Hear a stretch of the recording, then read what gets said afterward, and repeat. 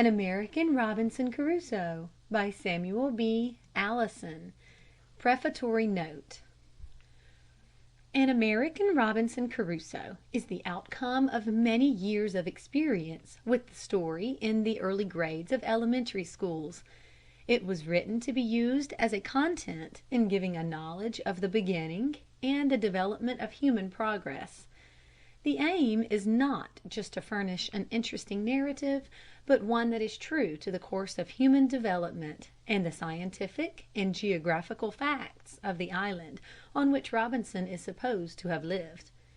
The excuse for departing so widely from the original story is to be found in the use which was desired to be made of it.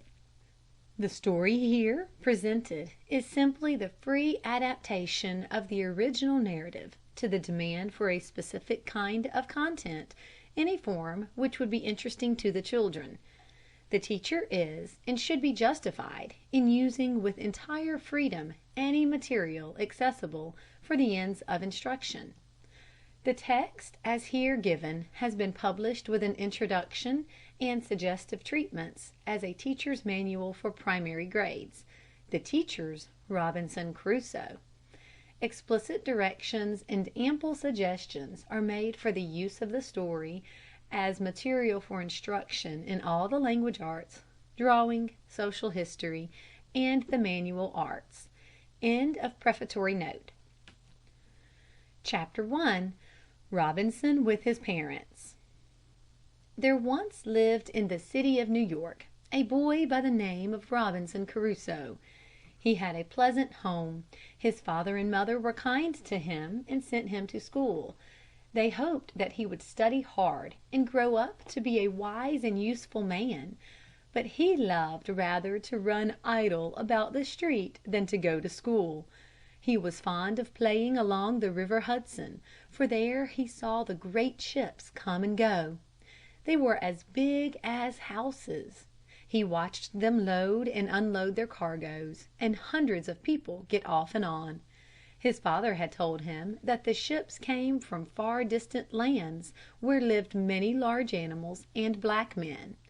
His father told him, too, that in these faraway countries the nuts on the trees grew to be as large as one's head, and that the trees were as high as church steeples.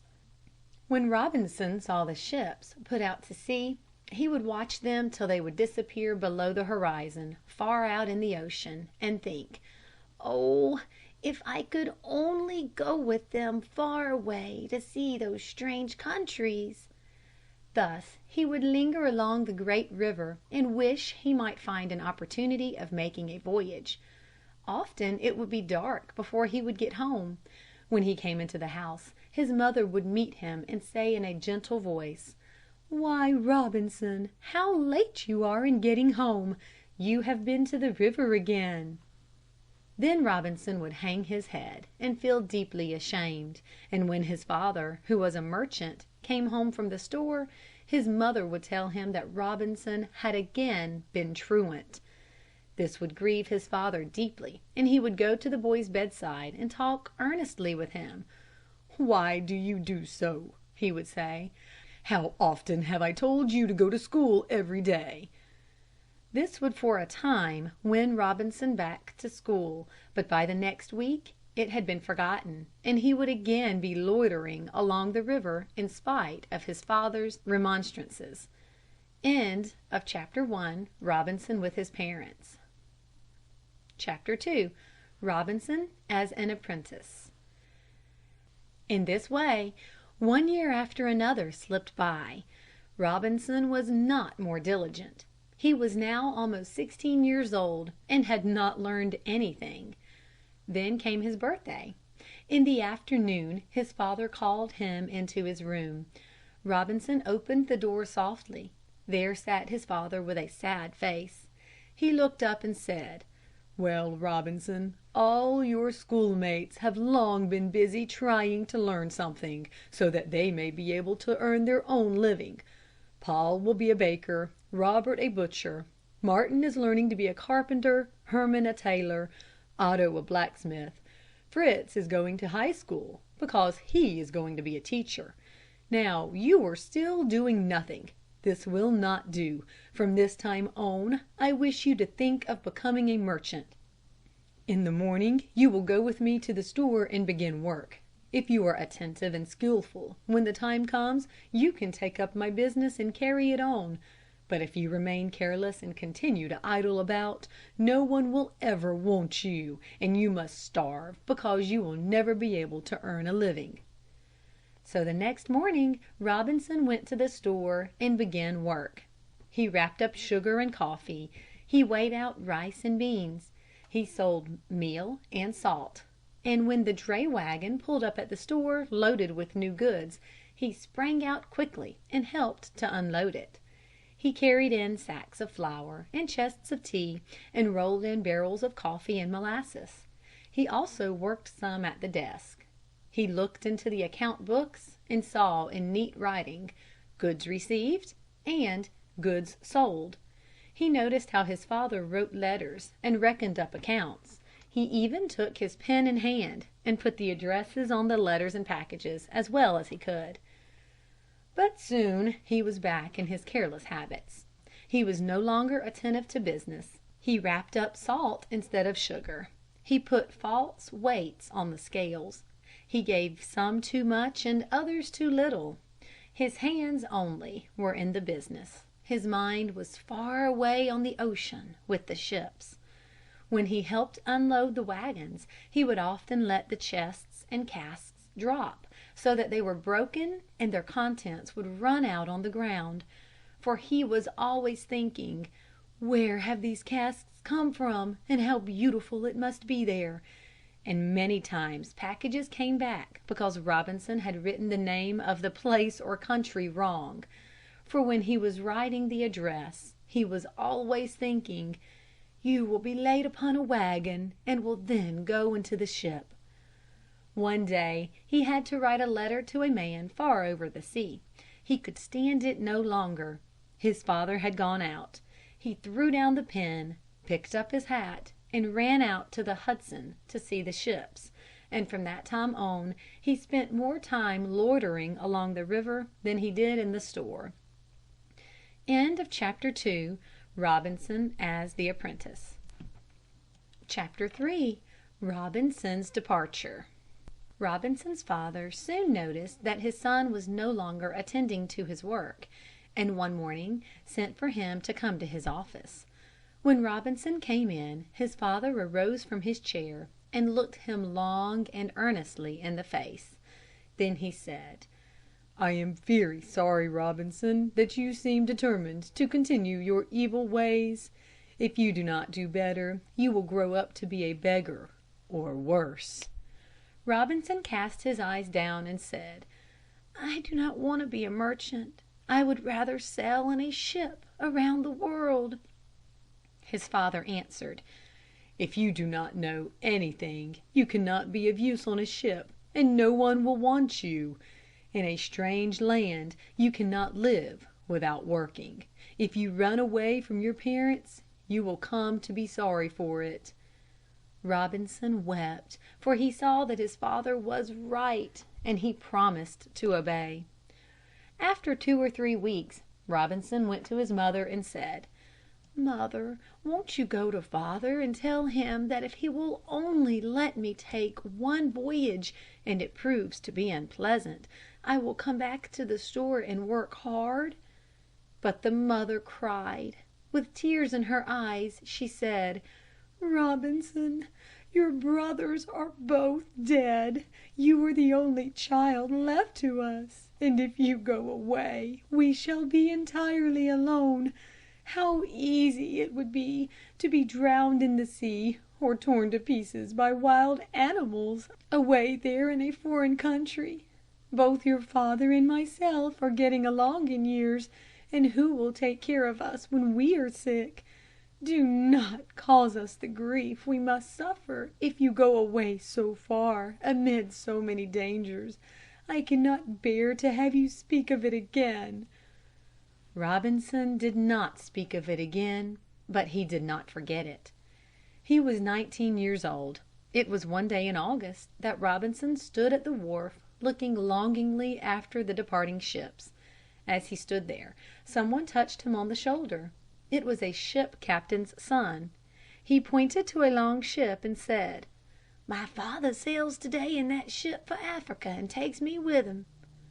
"Oh, if only I could go with you!" cried Robinson. "Do come along!" cried his comrade. "But I have no money," said Robinson. "That doesn't make any difference," returned the captain's son. "We'll take you anyway." Robinson, without thinking for a moment, gave his friend his hand and promised to go with him. So without saying good-bye to his parents, Robinson immediately went on board ship with his friend. This happened on the 10th of August. End of Robinson's departure. Chapter 4. Robinson Far from Home. Robinson's Voyage. Once on board, Robinson watched the preparations for departure. At command, the sailors clambered up into the rigging and loosened the sails. Then the captain from his bridge called out, "Hoist the anchor!" Then the great iron hooks that held the ship fast were lifted up. A cannon sounded a final farewell. Robinson stood on the deck. He saw the great city shimmer in the sunshine before him. Very fast now the land was being left behind. It was not long until all that could be seen of his native city was the tops of the highest towers. Then all faded from sight. Behind, in front, right and left, he saw nothing but waters. He became a little afraid. At noon there arose a strong wind and the ship rocked to and fro. He became dizzy and had to hold fast to something. The masts and rigging began to dance. It seemed to him as if all was turning around. Suddenly he fell full length on the deck and it was impossible for him to get up. He was seasick. He wailed and cried, but no one heard him, no one helped him. Then he thought of his home, his parents whom he had so ungratefully left. He had been on the water about 2 weeks when one day, as he lay in his room, Robinson heard people over his head running about and crying, "A storm is coming!" The ship's sides trembled and creaked. The ship was tossed like a nutshell. Now it rolled to the right, now to the left, and Robinson was thrown from one side to the other. Every moment he expected the ship to sink. He turned pale and trembled with fear. "Oh, if only I were at home with my parents, safe on the land," he said.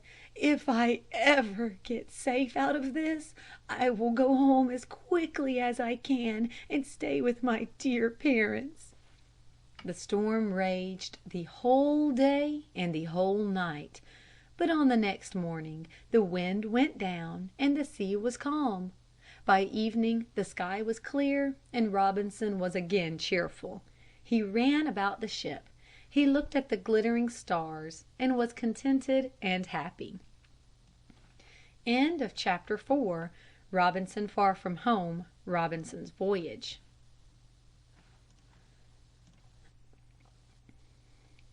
Chapter 5. The Shipwreck. Several weeks went by. Robinson had long ago forgotten his resolutions to return home. It was very hot. The glowing sun beat down upon the ship. The wide surface of the sea glistened. No breeze stirred. The sails hung loose on the top of the mast, but far away on the shore could be seen a black bank of clouds. All at once the ship was thrown violently to one side by a fierce gust of wind. Robinson threw himself on the deck. The sea began to rise and fall. The waves were as high as mountains. Now the ship was borne aloft to the skies, and now it would seem that it must be overwhelmed in the sea. When it sank down between the great waves of water, Robinson thought it would never rise again. The waves beat violently on the ship's side. Robinson went down the steps into his little room, but he came back full of anxiety. He believed every minute he would meet death in the waves. The night at last came on. The lightning flashed, the storm howled, the ship trembled, the water roared. So the night wore on. The storm raged for 6 days. Then, on the 7th day, it was somewhat abated. But the hope was soon dashed. The storm had abated, but to get new strength. Suddenly it bore down with frightful power on the doomed vessel, struck it, and shot it like an arrow through the water. Then Robinson felt a fearful crash. The ship groaned as if it would fall into 1,000 pieces. It had struck a rock, and there held fast. At the same moment the sailors raised the cry, "The ship has sprung a leak!" The water surged into the ship. All called for help. Each one thought only of himself. There was only one boat. The others had all been torn away. It was soon let down into the sea. All sprang in. For a moment the sailors forgot the waves, but all at once a wave, mountains high, struck the boat and swallowed it up. Robinson shut his eyes. The water roared in his ears. He sank into the sea. Chapter 6. Robinson Saved. Robinson was borne down far, far into the ocean. He attempted to work himself up so that he could see light and breathe air, but again and again the waves carried him down. Finally a wave threw him up, and he saw, for a moment, the light of day and got a breath of air. But the next instant he was deep under the water. Then another wave bore him on its crest. He breathed a deep breath, and at the same time saw land not far away. He bent all his strength toward reaching the land. He got almost to it when a wave caught him and hurled him on a jutting rock. With all his strength he seized the rock with both hands and held on. Presently he worked himself up a little and at last got a foothold, but scarcely had he done so when his strength left him and he fell on the ground as one dead. But he soon revived. He opened his eyes and looked around. He saw above him the blue sky, and under him the solid brown earth, and before him the gray angry sea. He felt to see if he still breathed. The storm had destroyed the ship. The waves had overwhelmed the boat. The water wished to draw him into the deep. The rocks seemed to want to hurl him back, but storm and wave and rock had accomplished nothing. There was one who was stronger than they. Then Robinson sank on his knees and folded his hands. Tears came to his eyes. He breathed hard. At last he said, "Dear Father in heaven, I live. Thou hast saved me. I thank thee." Chapter 7. The First Night on Land. "Where are my companions?" That was his first thought. He began to call and halloo, "Where are you? Come here!" But no one answered. Then he wished to see if anyone lived on the land, and he cried, "Is there no one here? Hello!" But all remained still. All at once he drew himself together and shrank back. He heard a bush rustle, and the thought came like a flash, "That is a wild animal that will pounce upon me and tear my flesh with its teeth and claws. How shall I save myself? Where shall I fly for safety? Where shall I turn? I have nothing but my clothes and my life saved from the water. All that I had the waves had swallowed up." And then hunger and thirst began to trouble him.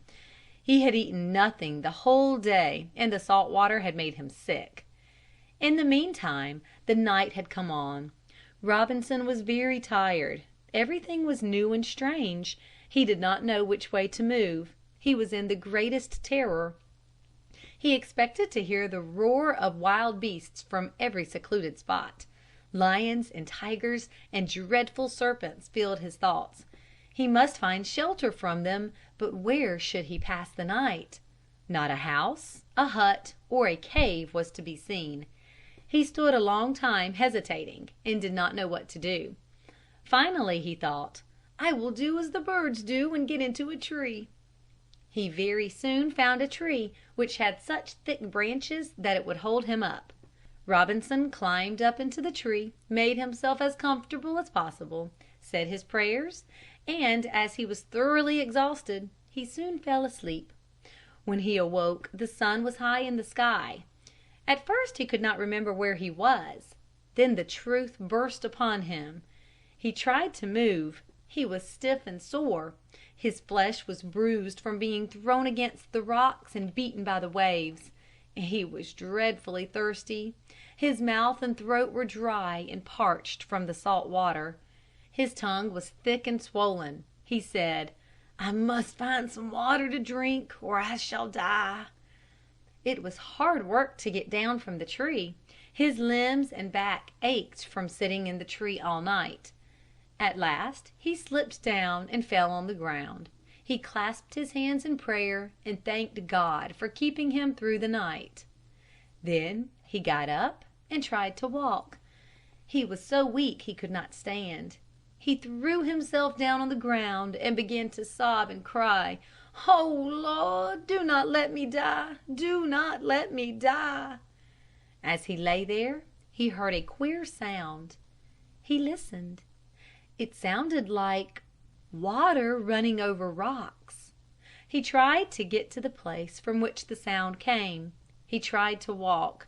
When he fell, he crawled on his hands and knees. At last the sound was close by. He dragged himself up on the rocks. Yes, there was a spring of clear, cool, sparkling water bubbling up and trickling over the stones. Robinson was so thirsty he put his face into the water and drank and drank. Then he sat down, and after a while he drank again and again. After Robinson had satisfied his thirst and rested a while, he felt much better. He said, "I must try to walk and see whether I can find something to eat." He found many kinds of fruits and berries all around him, but he was afraid to eat them as they were strange to him and he feared they might be poisonous. As he was walking along, all at once he spied a tall plant in the distance which had a familiar look. It looked like corn. He said to himself, "I wonder if it can be corn." At last he came near enough to recognize it. Yes, it was corn. It did not look exactly like the corn that he saw at home, but still he knew it would be safe to eat it. He broke off an ear and eagerly ate the kernels raw. Oh, how good it was! Robinson could not remember anything that tasted half so good.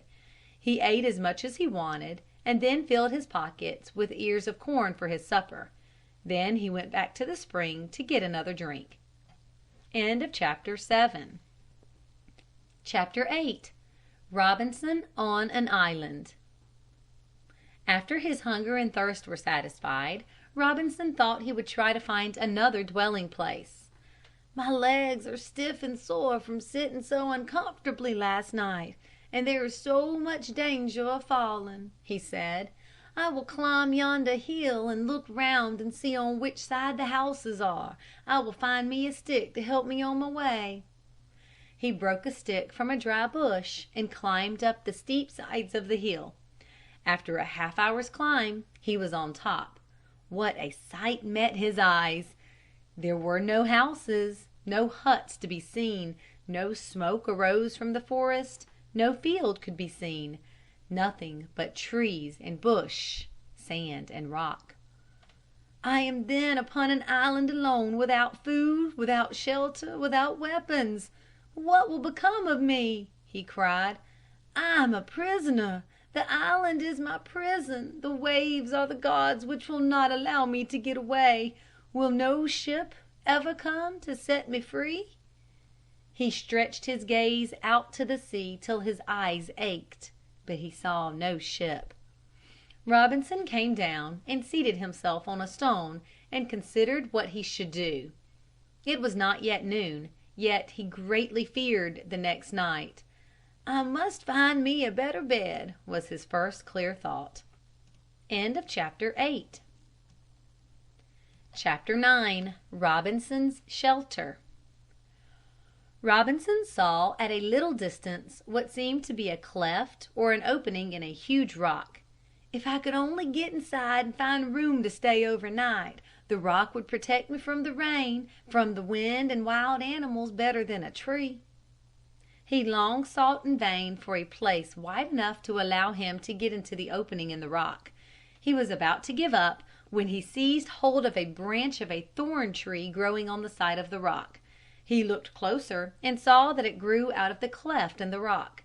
He saw, too, that at this point the opening was wider and that he had only to remove the tree in order to get in. "The hole shall be my dwelling," he said. "I must get the thorn tree out so that I can have room." That was easily said. He had neither axe nor saw, nor knife nor spade. How could he do it? He had nothing but his hands. He tried to pull it out by the roots, but in vain. He wasn't strong enough. "I must dig it out," said Robinson. He scratched with his nails, but the earth was too hard. What should he do? He sought a stick with a fork in it and dug it in the earth, but it was slow work.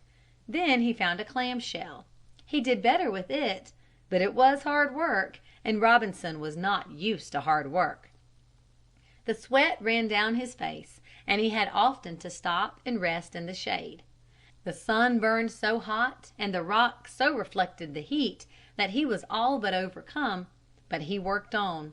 When evening came he would sleep in the tree, and the next morning he would go at it again. On the third day the roots were all laid bare. But the roots were fast in the clefts of the rock, and he could not loosen it, try ever so hard. What would he not have given for an axe, or at least a knife? And yet he had never thought of their value when at home. He attempted to cut one root through with his clamshell, but the shell crumbled and would not cut the hard wood. He stood for a long time, thinking, not knowing what to do next. He made up his mind that he must have something harder than the shell to cut with. Then he tried a stone with a sharp edge, but soon found he needed another one, however. He found one. Then he set the sharp one on the wood and struck it with his heavy one. In this way he slowly cut the roots in two. On the fifth day there was yet left one big root, bigger than any of the others. Robinson got up early in the morning. He worked the whole day. Finally it gave a crack, and it, too, was broken. Robinson had only now to remove the loose earth inside the cleft. He found the opening could be made large and roomy. It was choked up with dirt. He dug out enough to allow him room enough to make a place to lie down. "In the future," he thought, "I will take out all the dirt, and then I shall be comfortable." It was then dark, and the moon shone bright in the heavens. Robinson gathered a heap of dry grass and made himself a safe bed. But as he lay there, he saw the moonbeams shining into his cave. He sprang up. "How easy," he thought, "for wild animals to creep in here upon me." He crawled out and looked around. Not far from the cave he saw a large flat stone. With great trouble he rolled it to the opening of his cave, but before this morning began to dawn.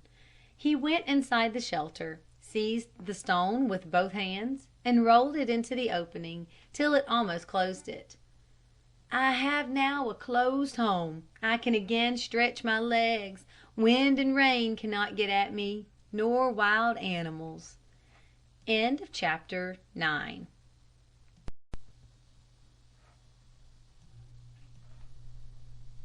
An American Robinson Crusoe, by Samuel B. Allison.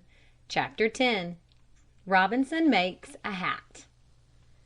Refreshed and with renewed strength, Robinson awoke late the next morning, but he had a bad headache.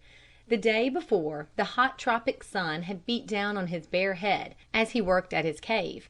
He was so busy that he forgot to go into the shade from time to time in order to shield himself from the scorching sunshine. He felt a new need.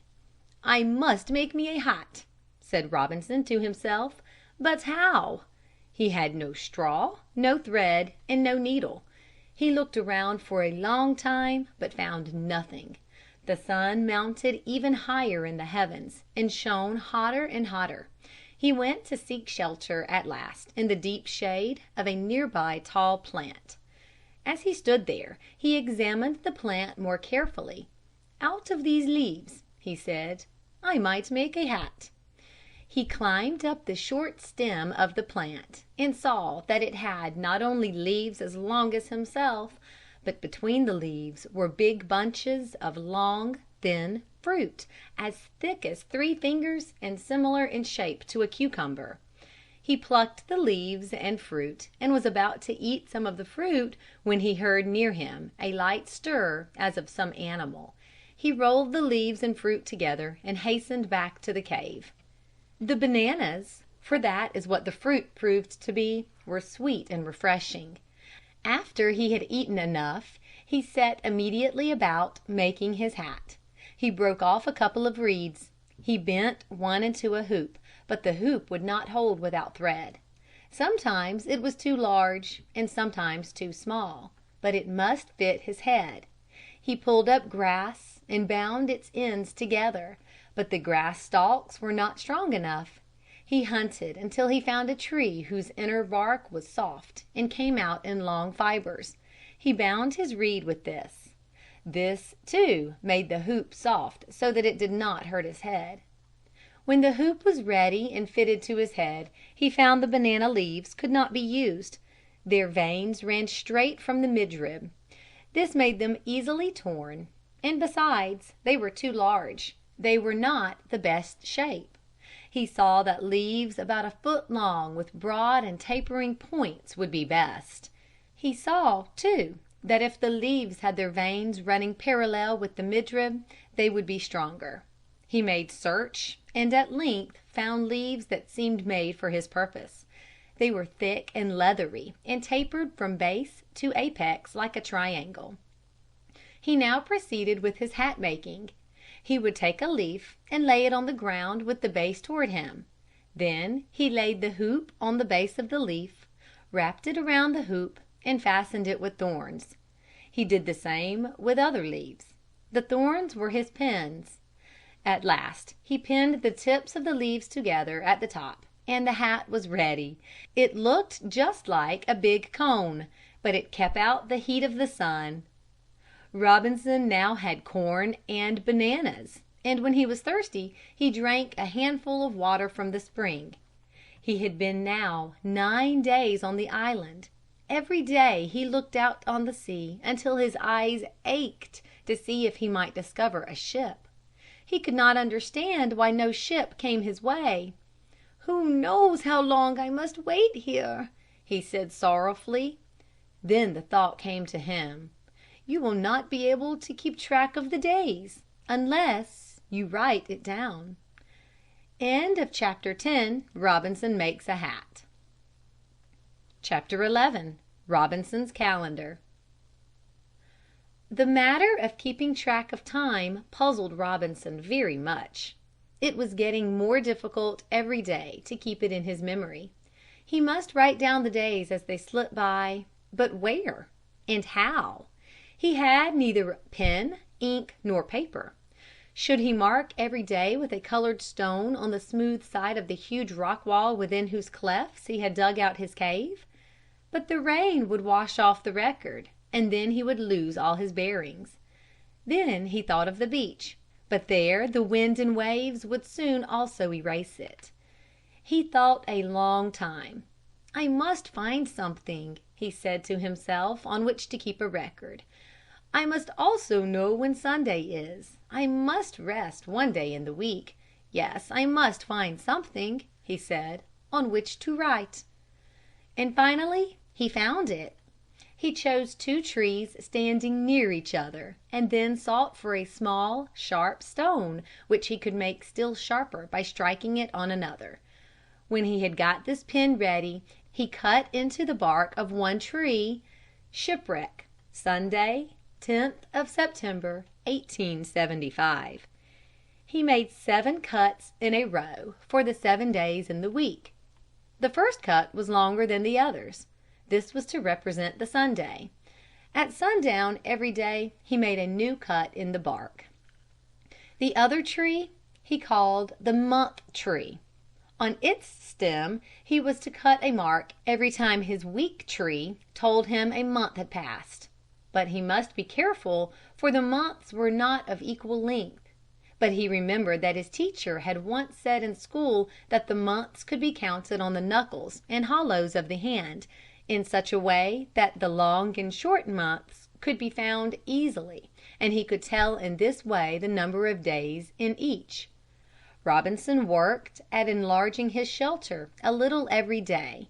He was sorely at loss to find something in which to carry the dirt away from the entrance, or enough so that it would not choke up the opening. A large clam shell was all he could think of at present. He would carry the dirt to the entrance and some distance away, and then throw it. Fortunately, the ground sloped away rapidly, so that he needed a kind of platform before his door. He was careful to open the cleft at some distance above the large opening, for the air was damp and impure in the shelter, but with the opening made high above, fresh air was constantly passing into, and impure air out of, his cave. Light, too, was admitted in this way. Chapter 11. Robinson's Calendar. Chapter 12. Robinson makes a hunting bag. Several days passed with Robinson's hat making and his calendar making and his watching the sea. Every day his corn and bananas became more distasteful to him, and he planned a longer journey about the island to see if something new to eat could be found. But he considered that if he went a distance from his cave and found something, it would really be of little use to him. "I could eat my fill," he said, "but that is all, and by the time I get back to my cave I will again be hungry. I must find something in which I can gather and carry food." He found nothing. "The people in New York," he said, "have baskets, or pockets, or bags of coarse cloth. Of them all, I could most easily make the net, perhaps, of vines, but the little things would fall out of the net. I will see whether I can make a net of small meshes." But he soon saw that the vines did not give a smooth surface. He thought for a long while.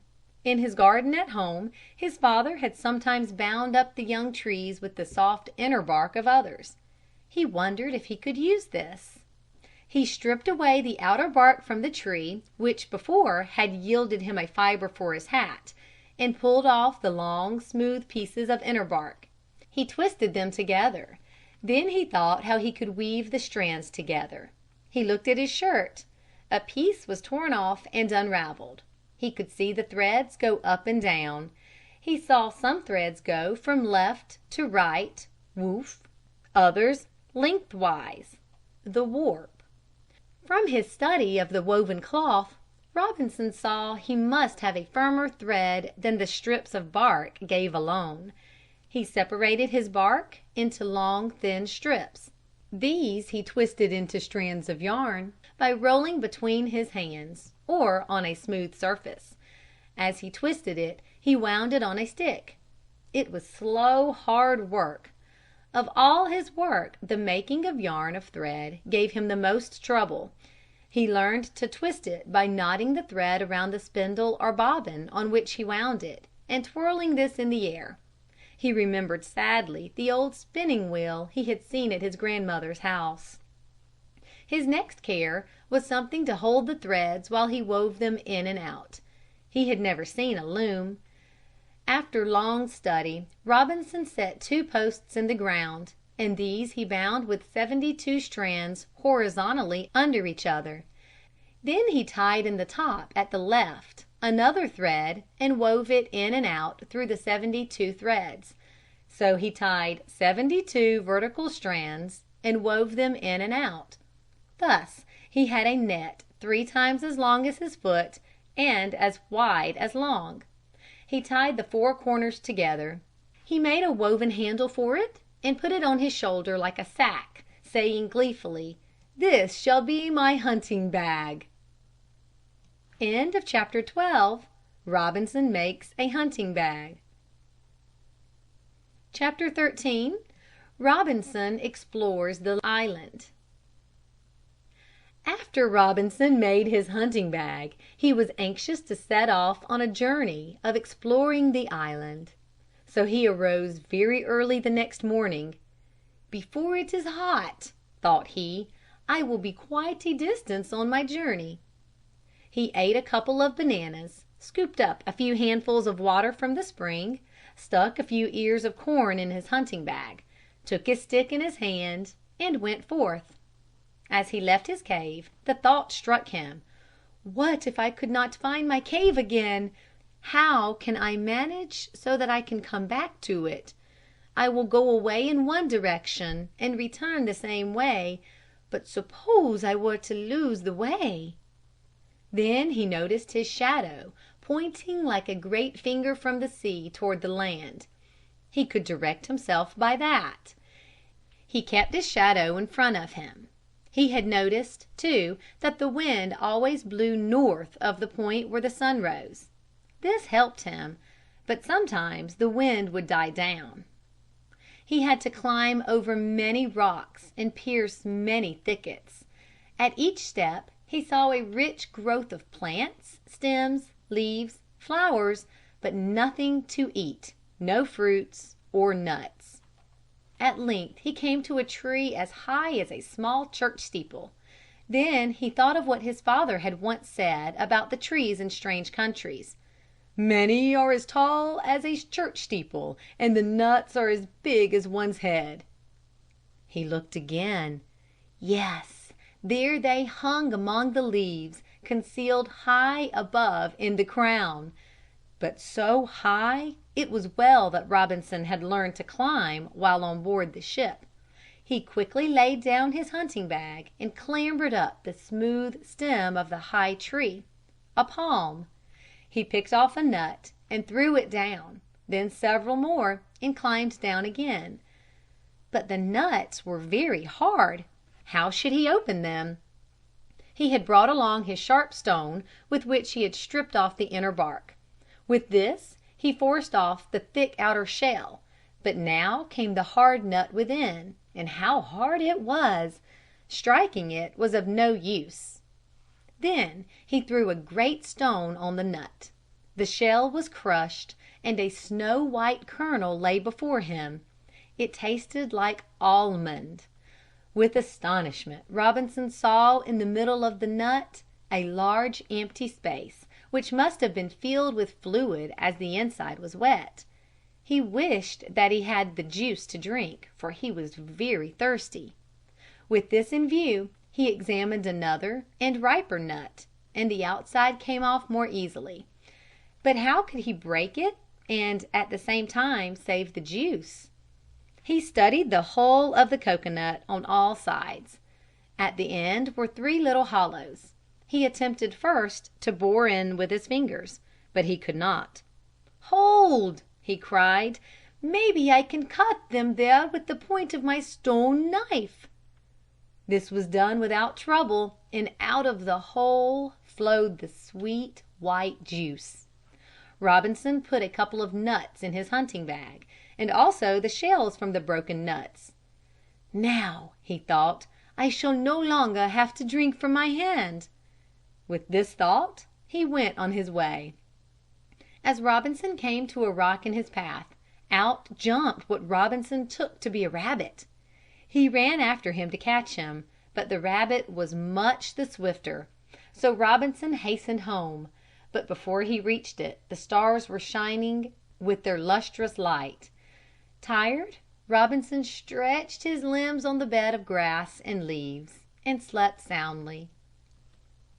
Chapter 13. Robinson explores the island.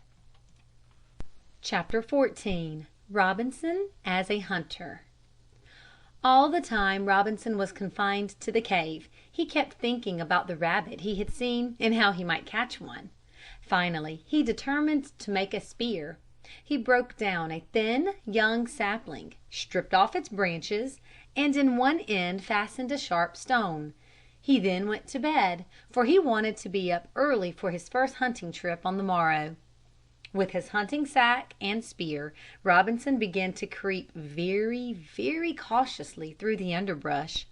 But he did not go far before he saw a lot of rabbits feeding peacefully on the soft leaves and grass. He drew back and threw his spear with all his might. But the spear did not reach the rabbits. It fell far short, and the rabbits sprang up and ran quickly away. He tried it several times with the same result. Then Robinson, discouraged, turned back home and ate his corn, bananas, and coconuts without meat. In the meantime he found a new kind of food. He discovered a nest of eggs. How good they tasted to him! But his longing for meat was still very great. "I will try to make a bow and arrow," he said. No sooner said than done. He bent a long piece of tough, young wood and stretched between the ends a cord twisted out of fiber taken from the coconut shell. He then sought for a piece of wood for arrows. He split the ends with his flint knife and fastened in splinters of stone. At the other end he fastened on some feathers found on the ground. The arrows flew through the air with great swiftness. "They will go far enough," thought Robinson, "if I could only hit anything." He practiced shooting. He stuck his stone knife in a tree and shot at it the whole day long. At first he could not hit it at all. The arrows flew far from the mark. After a while he could hit the tree, but not the knife. Then, as he practiced, his arm grew ever surer until at last he could hit the knife at almost every attempt. After a few days he again went rabbit hunting. He thought that the rabbit did not offer a mark so high as his knife, so he stuck a stone in the ground and practiced shooting at that. He gradually increased the distance until he could hit the mark at 20 or 30 yards. The next morning Robinson took his bow and arrows and went out to hunt. He aimed at a rabbit, shot, and it fell, pierced by the arrow. His very first shot was successful. He hastened up and took the dead rabbit on his shoulder, carried it to his cave, and skinned it. Then he cut off a nice large piece of meat and was going to roast it. But alas! He had no fire. End of chapter 14. Robinson as a hunter.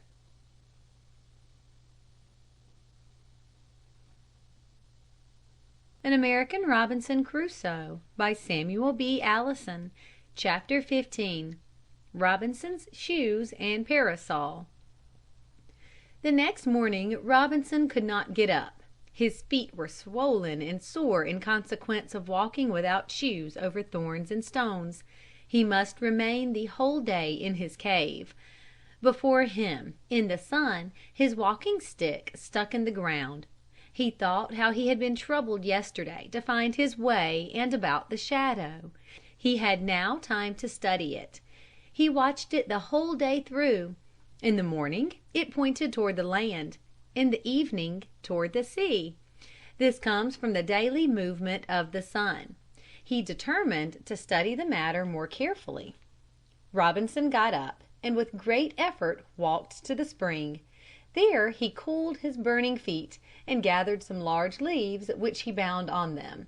He decided to remain in his cave a few days, for he had enough food stored up to last him some length of time. He planned how he might make himself a pair of shoes. As soon as his feet were well, he sought out some thick bark and put fastenings of tough, strong fiber on it. These served very well to protect his feet. But he must have some further protection from the sun. It beamed so hot that his hat was not enough. He made a parasol out of leaves like his hat. He took a straight stick for a handle. He tied some reeds together and bent them into a hoop. He then fastened the upper end of the stick in the center of the hoop by means of 6 reeds which formed the ribs of the parasol. To keep out the sun, he covered this framework with large, broad leaves. With a cord he tied the stem ends of the leaves to the stick just above where the reeds were tied. Spread out, these broad leaves completely covered the ribs. Their tips reached over the hoop. They were fastened together by means of a small, needle-like fish bones Robinson had found on the beach. End of chapter 15. Robinson's shoes and parasol. Chapter 16. Getting fire. Now Robinson had heard that savages take 2 dry pieces of wood and rub them so long on each other that at length they begin to burn. He tried it. The sweat ran down his cheeks, but every time the wood was about to catch fire, his strength would give out, and he was obliged to rest, and when he began again, the wood was cold. "How will it be in winter," he cried, "when it is cold and I have no fire?" He must try other ways of preparing meat for his table. He must think of some other way of getting fire. He remembered that once, when a boy at home, he had in playing with a stick made it hot by twirling it on the end of a piece of wood. "I will try this," he thought. He searched for a good hard stick and a piece of wood upon which to turn or twirl it with his hands. Having found the best materials at hand, he began to twirl the stick. He made a little hollow in the block of wood in which to turn his upright stick. There was heat, but no fire. He twirled and twirled, but he could not get the wood hot enough to blaze up or ignite. He had not skill. Besides, his hands were not used to such rough treatment. Soon they blistered and this method had to be given up. "I must have fire," he still thought, and recalled the sparks that flew from the stone pavements of the streets when the iron shoes of the horses struck them as they slipped and strained at their cruel loads. "Why may I not get fire by striking together 2 stones?" He sought out 2 hard stones and with great diligence kept striking them together until his strength gave out, and he was obliged again to acknowledge failure. He remembered that sometimes travelers put the meat underneath the saddle and ride on it until it is soft. He tried it with pounding. He laid some of the meat on a flat stone and pounded it. It became quite soft and tasted very well. He then tried hanging it in the sun and finally wrapped it in leaves and buried it for a few hours in the hot sand. End of chapter 16. Getting fire. Chapter 17. Robinson makes some furniture. One thing troubled Robinson very much. He could not sit comfortably while eating. He had neither chair nor table. He wished to make them, but that was a big job. He had no saw, no hammer, no auger, and no nails. Robinson could not, therefore, make a table of wood. Not far from his cave he had seen a smooth, flat stone. "Aye," thought he, "perhaps I can make me a table out of stone." He picked out the best stone and built up 4 columns as high as a table, and on these he laid his large flat stone. It looked like a table, sure enough, but there were rough places and hollows in it. He wanted it smooth. He took clay and filled up the holes and smoothed it off. When the clay dried, the surface was smooth and hard. Robinson covered it with leaves and decked it with flowers till it was quite beautiful. When the table was done, Robinson began on a chair. He made it also of stone. It had no back. It looked like a bench. It was uncomfortable to sit on. Robinson covered it with moss. Then it was an easy seat. Table and chair were now ready. Robinson could not move them from one corner to another, nor when he sat on the chair could he put his feet under the table, and yet he thought them excellent pieces of furniture. Every day Robinson went hunting and shot a rabbit, but the meat would not keep. At home they would have put it in the cellar. If only he had a cellar! He saw near his cave a hole in the rock. He dug it out a little with his mussel shell and found that it led back under a rock. From much bending over and digging, Robinson's back, unused to severe toil, ached wretchedly. He decided to make a spade. With his flint he bored 4 holes in a great round mussel shell. They formed a rectangle as long as a little finger and as wide. Through these holes he drew coconut fiber and bound the shell to a handle fast and strong. With his spade he dug a hole so deep that he could stand in it upright. Then he put a couple of shelves made of flat stones.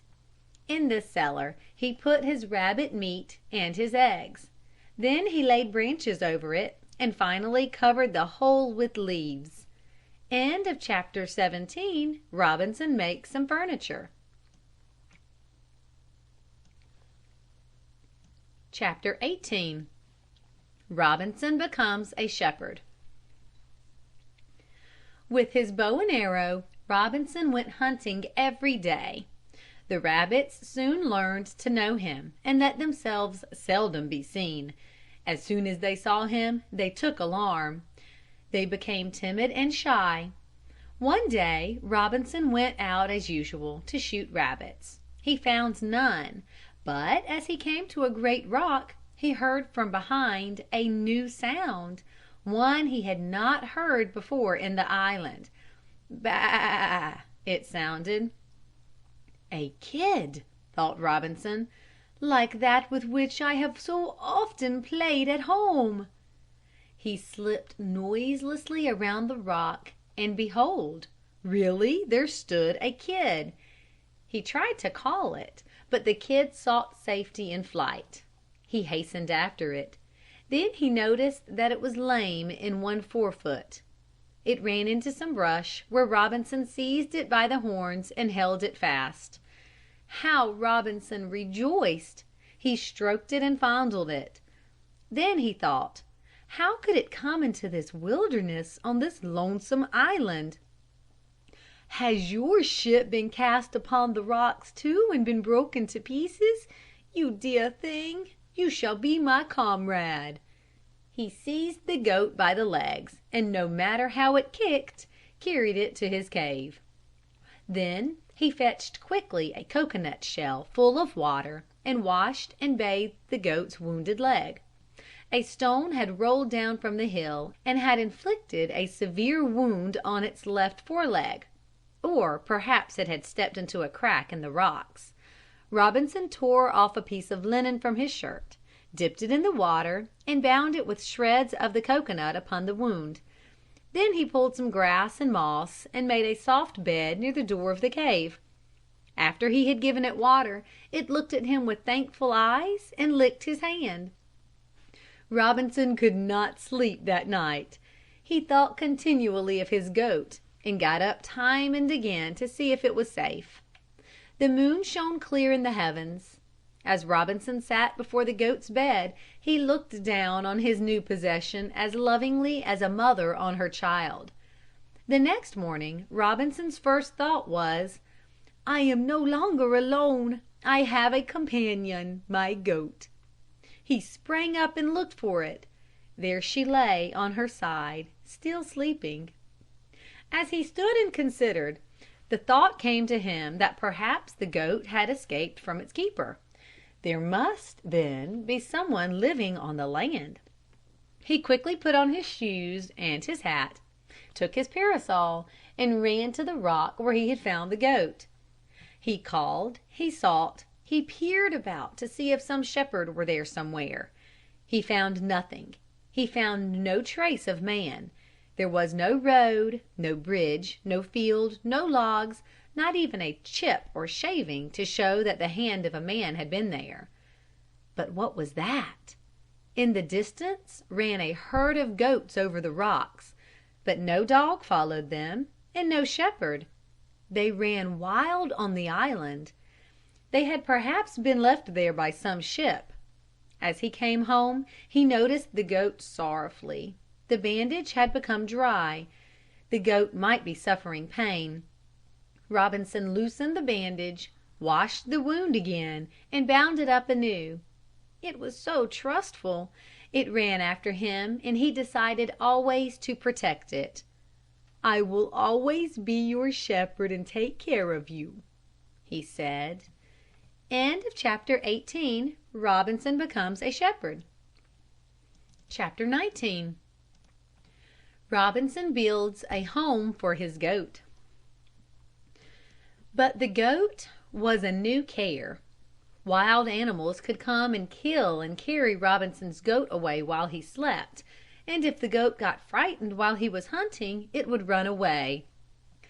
"I will have to make me a little yard in front of my cave," he said, "for my goat to live in." But from whence must come the tools? He had neither hatchet nor saw. Where, then, were the stakes to come from? He went in search of something. After hunting for a long time, he came upon a kind of thistle, about 2 feet higher than himself, having at its top a red torch-like blossom. There were a great many of them. "Good," thought Robinson.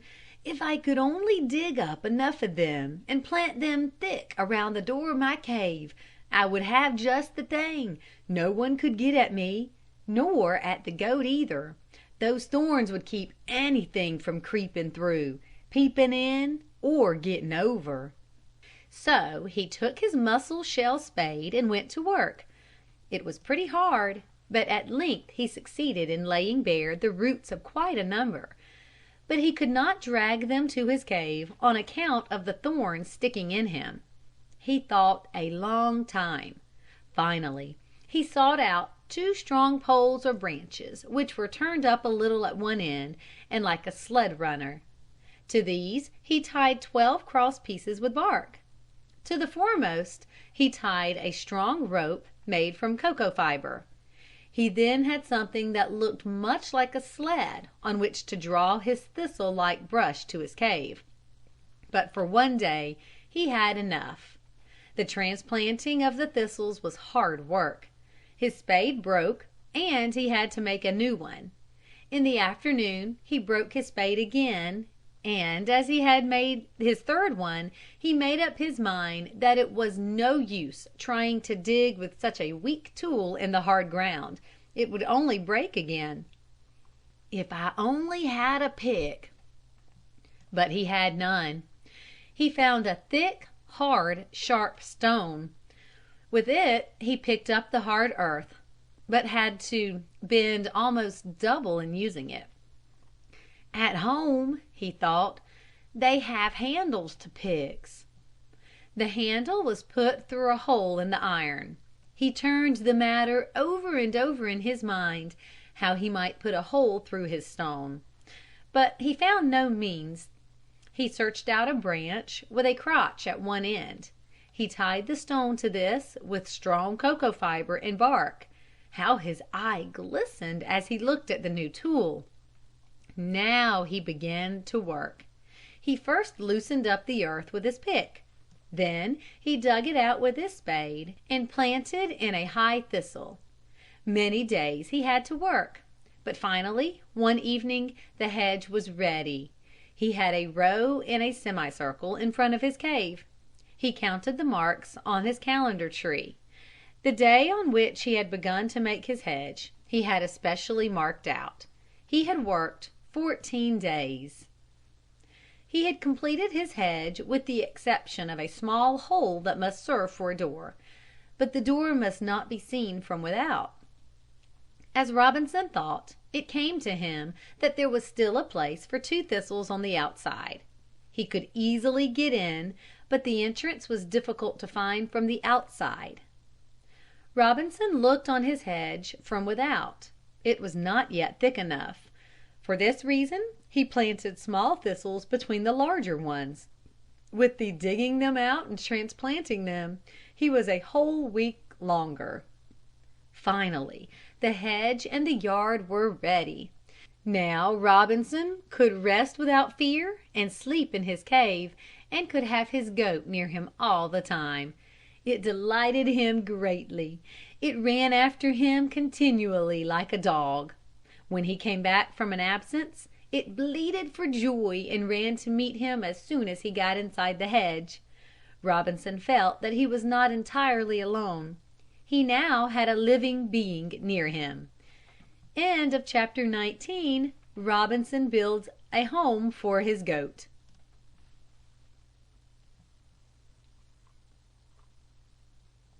An American Robinson Crusoe by Samuel B. Allison. Chapter 20. Robinson gets ready for winter.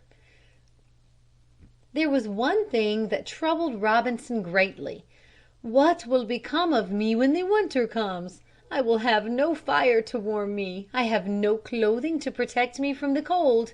And where shall I find my food when snow and ice cover all the ground, and when the trees are bare and the spring is frozen? It will be cold then in my cave. What shall I do? It is cold and rainy already. I believe this is harvest time, and winter will soon be here. Winter and no stove, no winter clothing, no winter store of food, and no winter dwelling. What shall I do? He considered again the project of making fire. He again sought out 2 pieces of wood and sat down and rubbed them together. The sweat rolled down his face. When the wood began to get warm, his hand would become tired, and he would have to stop. When he began again, the wood was cold. He worked for an hour or 2. Then he laid the wood aside and said, "I don't believe I can do it. I must do the next best thing. I can at least get warm clothing to protect me from the rain and snow." He looked down at his worn, thin clothing, his trousers, his shirt, his jacket. They had become so thin and worn that they were threadbare. "I will take the skins of the hares which I have shot, and will make me something," he thought. He washed and cleaned them, but he needed a knife, and he set about making one. He split one end of a tough piece of wood, thrust his stone blade in it, and wound it with cocoa fiber. His stone knife now had a handle. He could now cut the skins quite well, but what should he do for needle and thread? Maybe the vines would do. "But they are hardly strong enough," he thought. He pulled the sinews from the bones of the rabbit and found them hard. Maybe he could use them. He found fish skeletons on the seashore and bored a hole in the end of the small, sharp rib bones. Then he threaded his bone needle with the rabbit sinews and attempted to sew, but it would not go. His needle broke. The skin was too hard. He bored holes in the edge of the pieces of skin and sewed through the holes. This went very well. He sewed the skins together with the hair side inward, made himself a jacket, a pair of trousers, a hat, and finally covered his parasol with rabbit skin, for the rain had already dripped through the leaves of it. All went well, only the trousers did not fit. He loosened them and puckered them to no purpose. "Anyway," he thought, "I am now well protected from the cold when it does come." Chapter 20.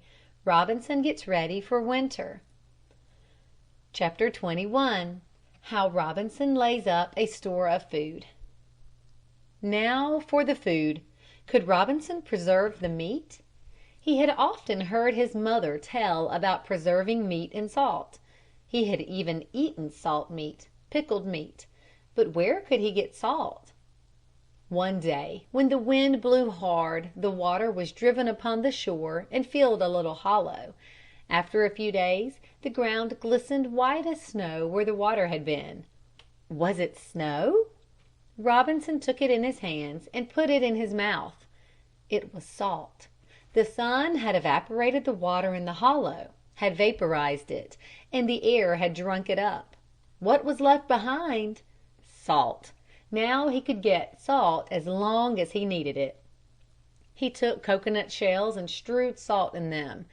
Then he cut the rabbit meat in thin strips, rubbed them with salt, and laid them one on the other in the salt in the shells.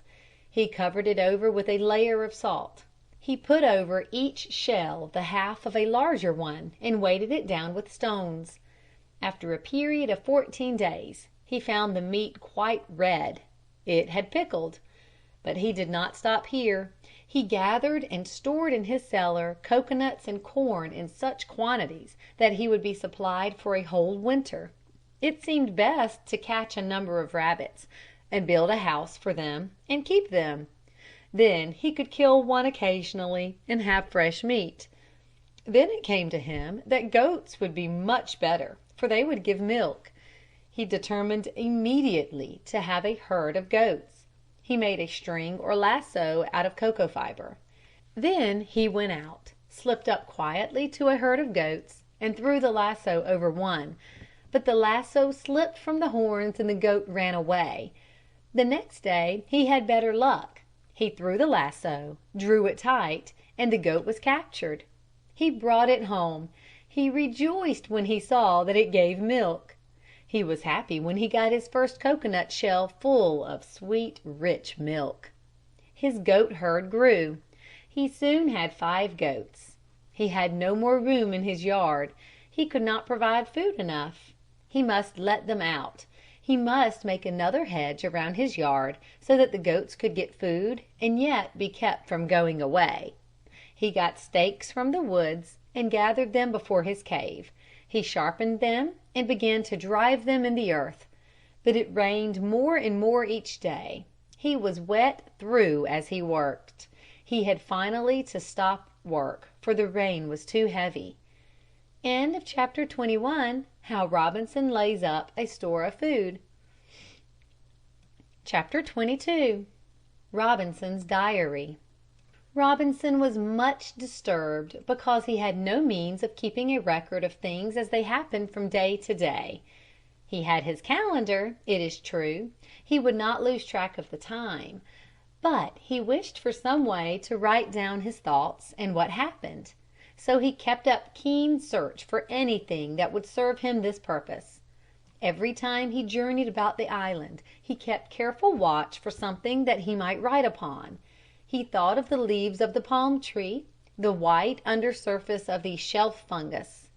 But these he found would not do. He tried many kinds of bark and leaves.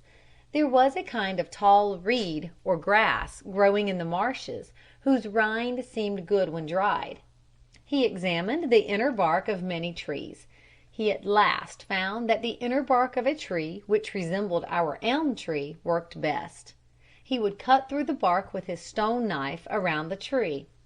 At about 1 foot from this he would cut another ring. He would then cut through the bark lengthwise from one circular cut to the other. He could then peel off the section easily. While it was yet full of sap, he would separate the soft, tough, thin layer of the bark. This usually came off in sheets without a break. When these sheets of bark were stretched and dried, they could be used very nicely instead of paper. Robinson next searched for something that would serve him as ink, and this was much easier to find than paper. He had noticed many kinds of galls of many different colors growing on trees. He did not know what they were or how they grew, but he had learned in his father's store that ink was often made from galls gathered from trees. Anyway, he thought, I can get ink from the cuttlefish. He had watched this animal get away from its enemies by sending out a cloud of purplish fluid in which to hide as it darted away. He had learned also that indigo is made from the leaves of a plant. He had noticed a plant growing in the open places in the forest, whose leaves turned black when dried. Robinson gathered a quantity of gall nuts and soaked them in water. To the black fluid thus obtained he added a little rice water to make it flow well, and this served very well as an ink. He kept his ink in a cup made from a cocoanut shell. He was not long in getting a pen, though the lack of a good sharp knife made it hard to make a good one. In going about, he had gathered a quantity of large feathers. He saved these for the time when he should have his paper and ink ready. Now he cut away a quill to a point and split it up a little way. He was now supplied with writing materials. "Is it not wonderful," he thought, "how all our wants are filled? We have only to want a thing badly enough, and it comes." Robinson began at once to write down the date for each day and the main thing he did or that happened on it. He called this his diary. He now had a better way of keeping time than on his tree calendar. He did not need it any more. You have no doubt wondered how Robinson could work in his cave, especially at night, without a light. The truth is, it was a great source of discomfort to him. At sunset he was in total darkness in his cave. During the day, light enough streamed in from the open doorway. To be alone in total darkness is not pleasant. "If I only had fire!" he said again and again.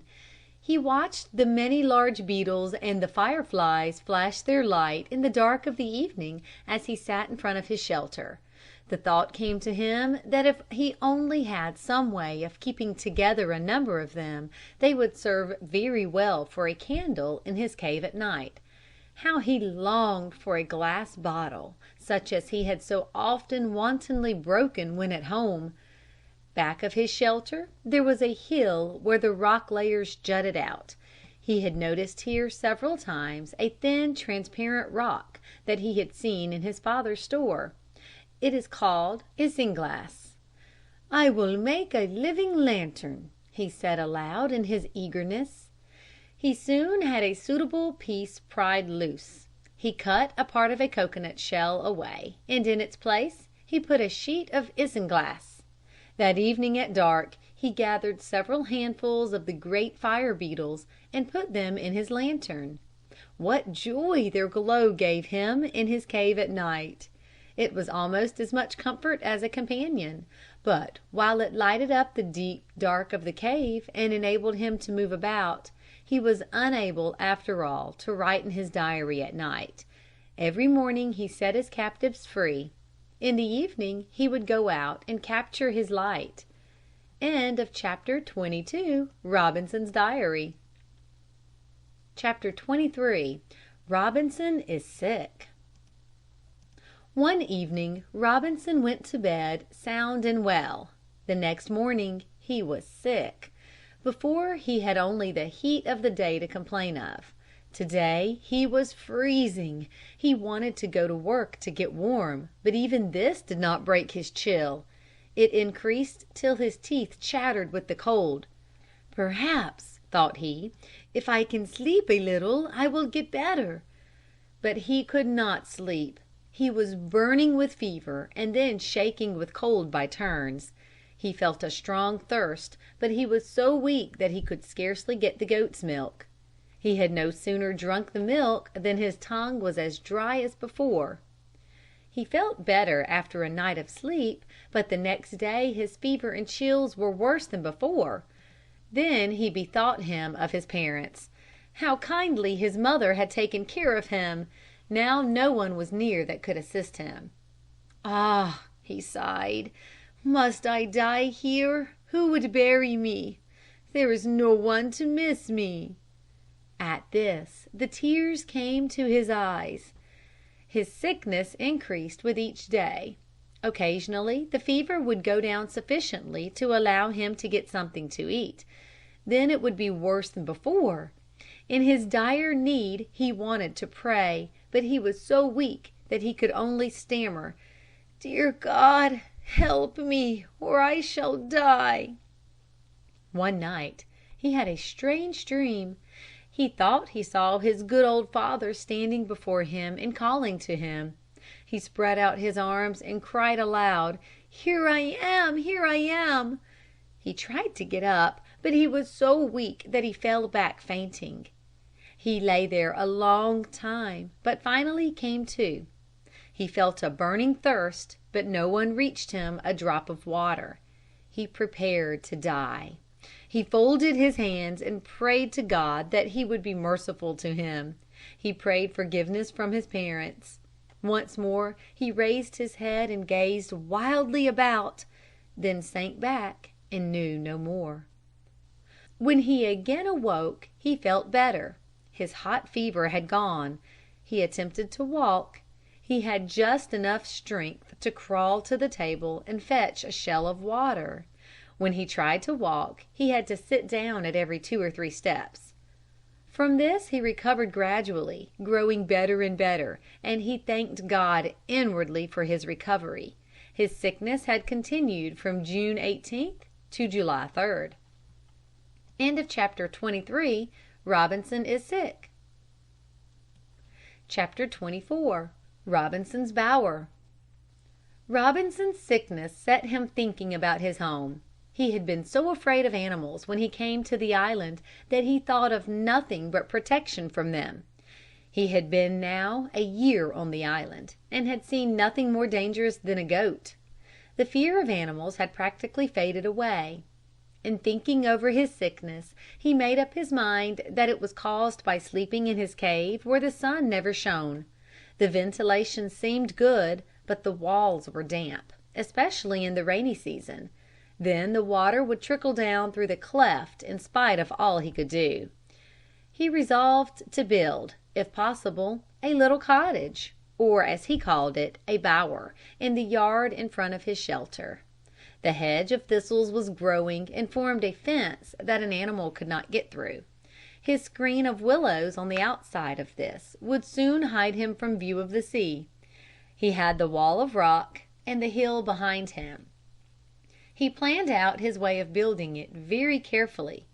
"It must be done," he said. Robinson formed the habit of talking to himself so that he would not forget how to talk. "Without hammer, nails, or saw." He first sought out 4 posts as large as he could well handle. There were always broken trees and branches in the forest. If he searched long enough he could find posts that suited to his need. He wanted 4 of the same thickness and height, and with a fork at the end. After long searching he found what he wanted. He was careful to get those that he could drag to his shelter. He placed these in the ground, forming the corners of a square about 10 feet long. In the forks he placed poles running around about 8 feet from the ground. At about every 3 feet he fastened others, running in the same way, with heavy cords made of fiber. He found his greatest trouble with the roof. It must be sloped to shed rain. He had to find 2 more forked posts, 3 or 4 feet longer than the others. These he placed opposite each other in the centers of 2 sides. Upon these he placed a ridge pole. He then laid other poles lengthwise from ridge pole to the edge of the frames. His frame was now done. His plan was now to cover this frame with straw or grasses tied in bundles.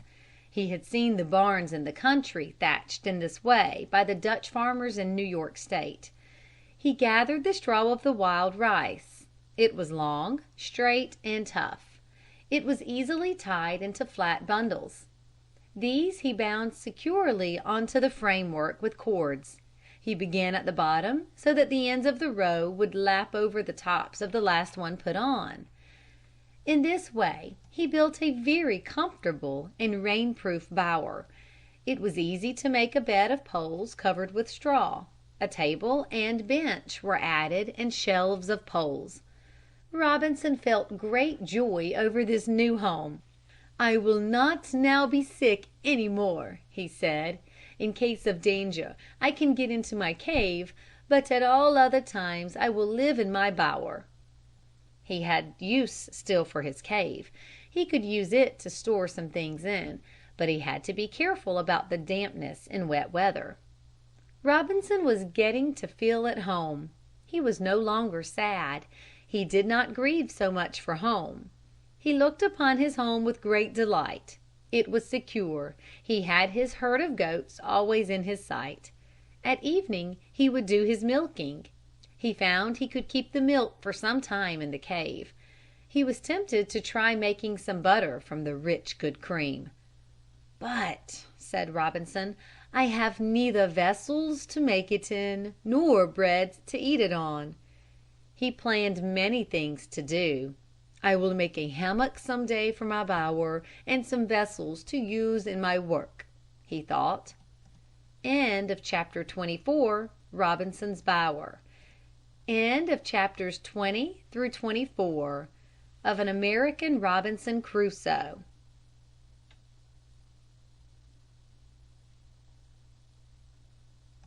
An American Robinson Crusoe, by Samuel B. Allison. Chapter 25. Robinson again explores his island. When Robinson recovered his strength he had a strong desire to see more of the island. At first he had been in constant fear of wild animals, but now, he thought, he would like to see all there was to see in the island. On the 15th of July he started out. First he went to a brook which ran into the sea near his cave. Its water was clear and pure. Along its shore lay beautiful meadows. As he came to the upper course of the brook, the meadow gave way to forest. On the border of the forest he found melons and grapes. The night came on and he slept again in a tree. The next morning he went farther and came to a clear rivulet. Here the region was wonderfully beautiful. The flowers bloomed as in a garden, and near the flowers stood splendid apple and orange trees. He took as much of the fruit as he could carry and went on his way. This journey continued 3 days. The grapes which he had carried he dried in the sun and made raisins. The 10th of September came. 1 year had passed on the island. He was many hundred miles from home, alone on an island. With tears he cried out, "Oh, what are my dear parents saying? They have no doubt long given me up as dead. If I could only send them a message to comfort them and let them know how much I love them." The day was celebrated as a holiday. He thanked God that he had given him so many good things. Often he had lived the whole day in care and anxiety. Now he tried to be more cheerful and meet the troubles of each day with courage. But Robinson was not yet satisfied. He longed to know more of the island and prepared himself for a greater journey. He slung his hunting pouch over his shoulder, filled it with food, took his bow and arrows, stuck his stone hatchet in his belt, and started on his way. He traveled over meadows, through beautiful forests in which were hundreds of birds. He was delighted as they sang and fluttered about. The journey was beautiful and pleasant to Robinson. In the forests he often saw small wild creatures, but he shot nothing. After the first night he slept under a tree in the soft grass, for he now had no fear of wild animals. Along the shore he saw great groves of palms with their large nuts. He saw, too, many goats in all parts of the island. Now he was ready to take the shortest way home. He had not gone far before he came into a dark forest. He became confused and wandered about for several days. On the 4th day he came to a little pile of stones which he had made to mark the way as he was going out. From this place the way was easy to find. On this trip he was gone already 2 weeks. End of chapter 25. Robinson again explores his island. Chapter 26. Robinson and his birds. Of all the things he saw on his journey, Robinson was most delighted with the birds. They were of the most beautiful colors. The forest was full of them. They gleamed like jewels in the deep masses of foliage. In the morning their singing filled the air with sound. Robinson had never taken much notice of the birds at home, but now every living thing attracted him. He loved to see them happy. He would watch often by the hour and learn the habits of nesting and getting food of nearly every bird on the island. Robinson did not know the names of many of the birds he saw on the island. He had to make names for them. The strangest thing he saw on his journey was the nest of what he called the yellow-tail. This bird lives in colonies and makes its nest at the ends of the long leaves of a mountain palm. When he first saw these queer-looking sacs hanging from the leaves, he was amazed. He had never seen so strange a sight. From the end of each great leaf hung a long, closely woven nest. Robinson could not make out at first what they were. Soon, however, he saw the birds come out of the mouths of the nests. Here, 100 feet from the ground, they hung their nests, but they were perfectly safe. He had not gone far from the tree in which the yellowtails had their nests when suddenly startled by a voice crying, "Who are you?"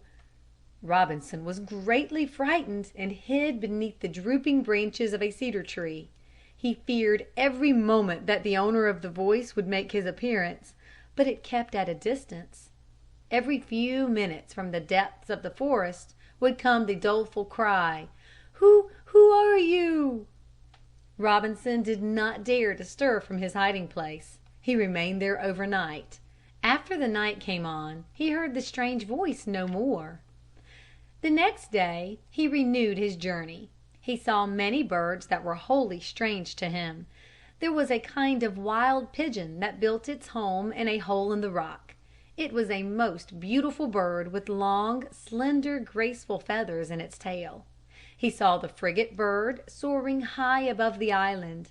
The number and beauty of the hummingbirds amazed Robinson. They were of all colors. One had a bill in the shape of a sickle. The most brilliant of them all was the ruby-crested hummingbird. Near noon, while Robinson was shielding himself from the scorching heat of the sun in a deep shaded glen, he was startled again by the strange voice crying, "Who are you?" He lay quite still, determined, if possible, to allow the voice to come, if it would, within sight. He heard it slowly coming up the glen. Each time it repeated the cry it sounded nearer. At last he saw spying at him through the boughs of the tree under which he was lying a large bird with soft, silky feathers of green and chestnut. Who are you?" said the bird. Robinson could not help but laugh. He had been frightened at the cry of a bird. But the bird that interested Robinson most was the parrot. There were several kinds of them. They flew among the trees with great noise and clatter and shrieking. Robinson determined, if possible, to secure one for a pet. "I could teach it to talk," he said, "and I will have something to talk to." As soon as he returned home he set about catching one. He noticed that a number were in the habit of visiting an old tree near the shelter every morning. He planned to snare one and tried several mornings, but he could not get one into the snare. He tried to hit one with his bow and arrow. He at last succeeded in hitting one and stunning it so that it fell to the ground. He ran rapidly to pick it up, but before he could get to where it lay in the bushes it had disappeared.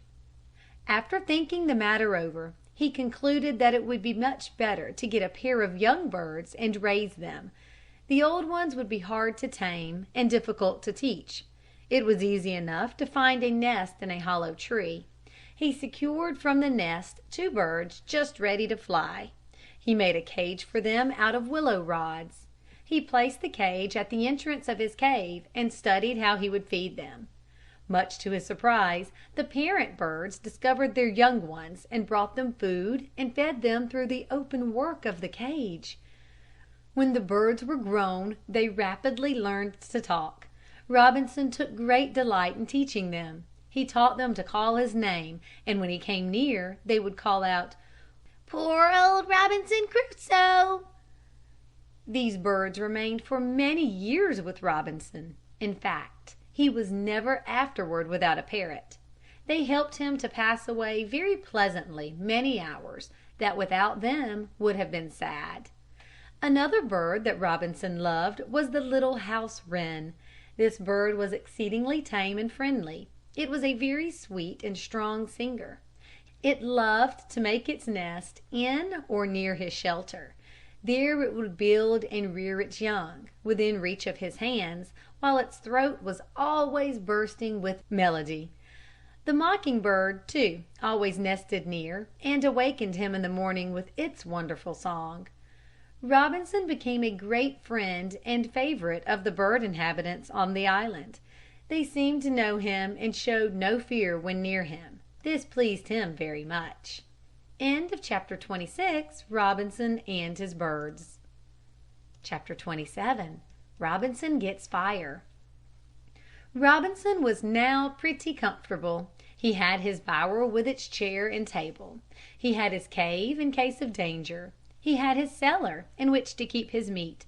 He would sit in the shade near the door of his bower and think of the many things he should be thankful for. But there was one hardship that Robinson could not get used to, and that was the eating of raw food. How fine it would be if only I could parch a few grains of corn in the fire. I could live like a prince, thought he, if I had fire. I would grind some of my corn into flour and make some corn bread or cakes and cook rice. He did so long for roasted meat and determined again to make the attempt to get fire. Robinson was fast losing his idle, thoughtless ways of doing things. He had become a thoughtful and diligent man in the short time that he had been on the island. Trouble and hardship had made a man of him. I must carefully think over the whole matter of getting fire, he said. He had failed twice and was now resolved to succeed. If the lightning would only strike a tree, he thought, and set it on fire. But he could not wait for such a thing to happen, and how could he keep it when once thus obtained? It was clear he must have some way of producing fire when he wanted it, just as they did at home. He thought over the ways he had tried and the one most likely to be successful. He resolved to make a further trial of the method by twirling a stick in his hands. He selected new wood that was hard and dry. He carefully sharpened the stick about 18 inches long, and standing it upright in a hollow in the block of wood, began to roll it between his hands. By the time Robinson's hands were well hardened, it seemed that he was going to succeed at last. But he lacked the skill to be obtained only by long practice. "If I could only make it go faster," he said. "There must be some way of doing this. I believe I can do it. I used to make my top spin round with a cord.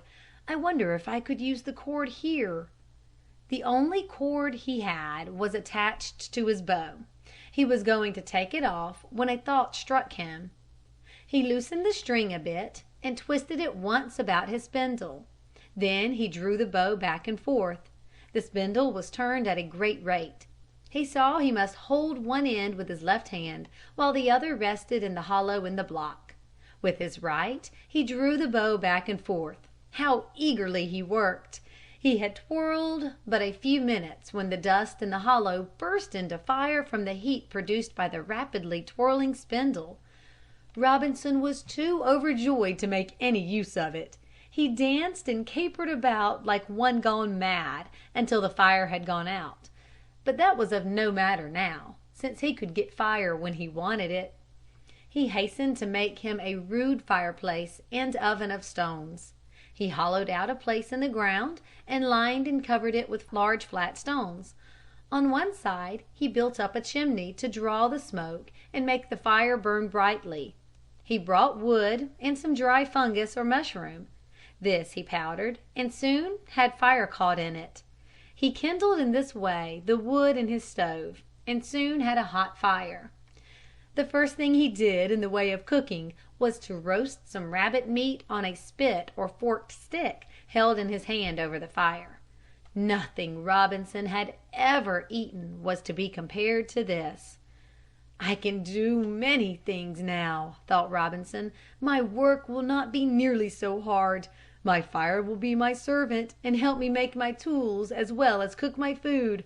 I can now cook my corn and rice." Chapter 27. Robinson Gets Fire.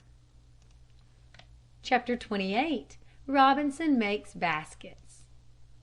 Robinson still continued anxious about his food supply when he could no longer gather it fresh from the fields and forest.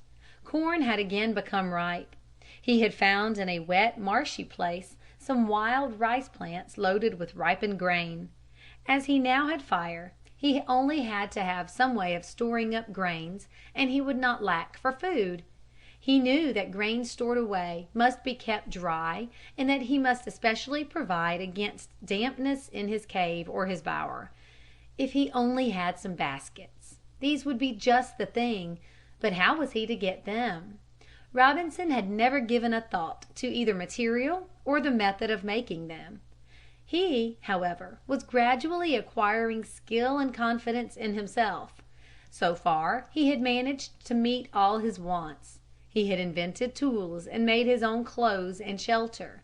And now, he said to himself, I will solve the new problem. I must first study the materials that I have at hand. He remembered the splint market baskets in which his father took vegetables home from the store. He recalled how thin the splints were woven. They went over and under, he said. That is simple enough, if I had the splints. He set himself diligently to work to find a plant whose bark or split branches could be used for splints. He tried to peel off the rough outer bark of several trees in order to examine the inner layers of soft, fibrous material.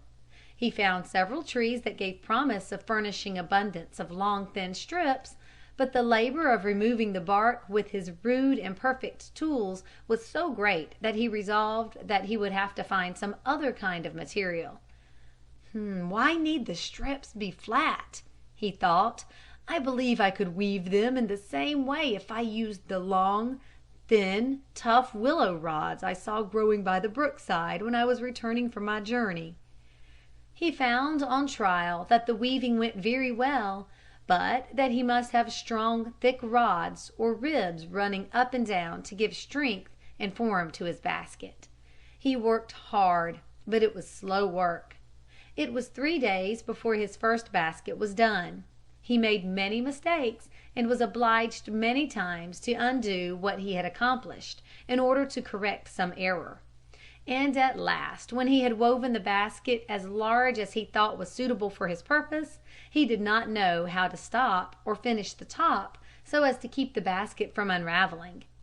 At last he hit upon the plan of fastening 2 stout rods, one outside, the other inside the basket. These he sewed firmly over and over to the basket with a kind of fiber from a plant he had discovered that looked almost to be what he had heard called the century plant in the parks at home. On attempting his next basket, he thought long how he might improve and save time. He must hasten, or the now almost daily rains would destroy his ripened wild corn and rice.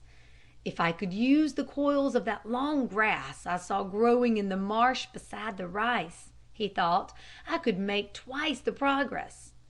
He gathered an armful, twisted it into cables about an inch thick, and wove it into his frame of upright rods instead of the horizontal layer of willow canes.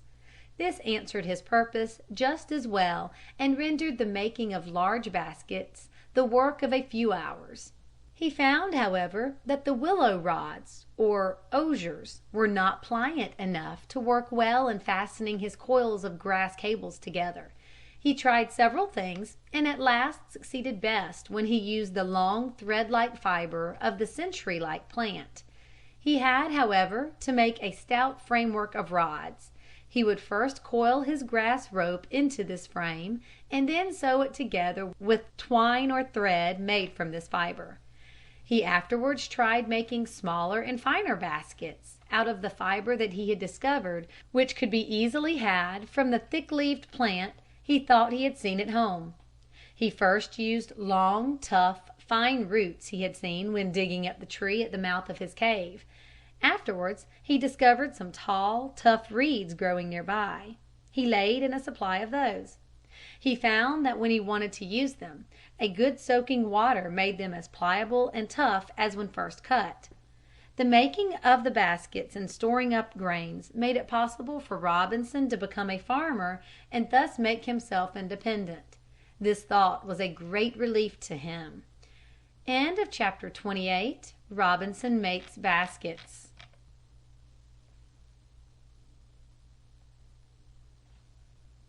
An American Robinson Crusoe by Samuel B. Allison. Chapter 29. Robinson becomes a farmer. Robinson had now been on the island long enough to know how the seasons changed. He found that there were 2 kinds of weather there, wet weather and dry weather. There were 2 wet seasons in each year and 2 dry ones. During the wet seasons, which lasted nearly 3 months, Robinson had to remain pretty closely at home, and could not gather grain, for the plants were then starting from the seeds. It ripened in the dry seasons. Robinson soon found that he must have a store of corn and wild rice for food during the rainy seasons. He, however, knew nothing about planting and harvesting, nor preparing the ground for seed. He had it all to learn with no teacher or books to instruct him. He found a little space near his dwelling free from trees and thought he would plant some corn seed here. He did not know the proper time for planting. He thought because it was warm, seeds would grow at any time. It happened his first seed was put in at the beginning of the dry season. He watched and waited to rejoice his eyes with the bright green of a sprouting corn, but the seed did not grow. There was no rain, and the sun's heat parched the land till it was dry and hard on the upland where his corn was planted. "Very well," thought Robinson, "I will plant it at the beginning of the wet season, either in March or September." He did so. The seed quickly sprouted up, but the weeds, shrubs, and vines sprouted as quickly, and before Robinson was aware, his corn was overgrown and choked out by a rank growth of weeds and vines. "I see," said Robinson, "that I must thoroughly prepare the soil before planting my seed."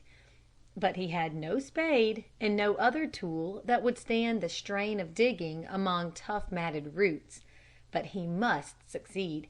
He put a new handle in the stone hoe, or pick, he had already made. His mussel shell spade was worn out. He must set himself to fashion out another. He decided to make one from the tough, heavy wood of a tree that grew plentifully in the forest. He was lucky enough to find a tree of this kind, whose bole had been split lengthwise by the falling of an old rotten tree near it.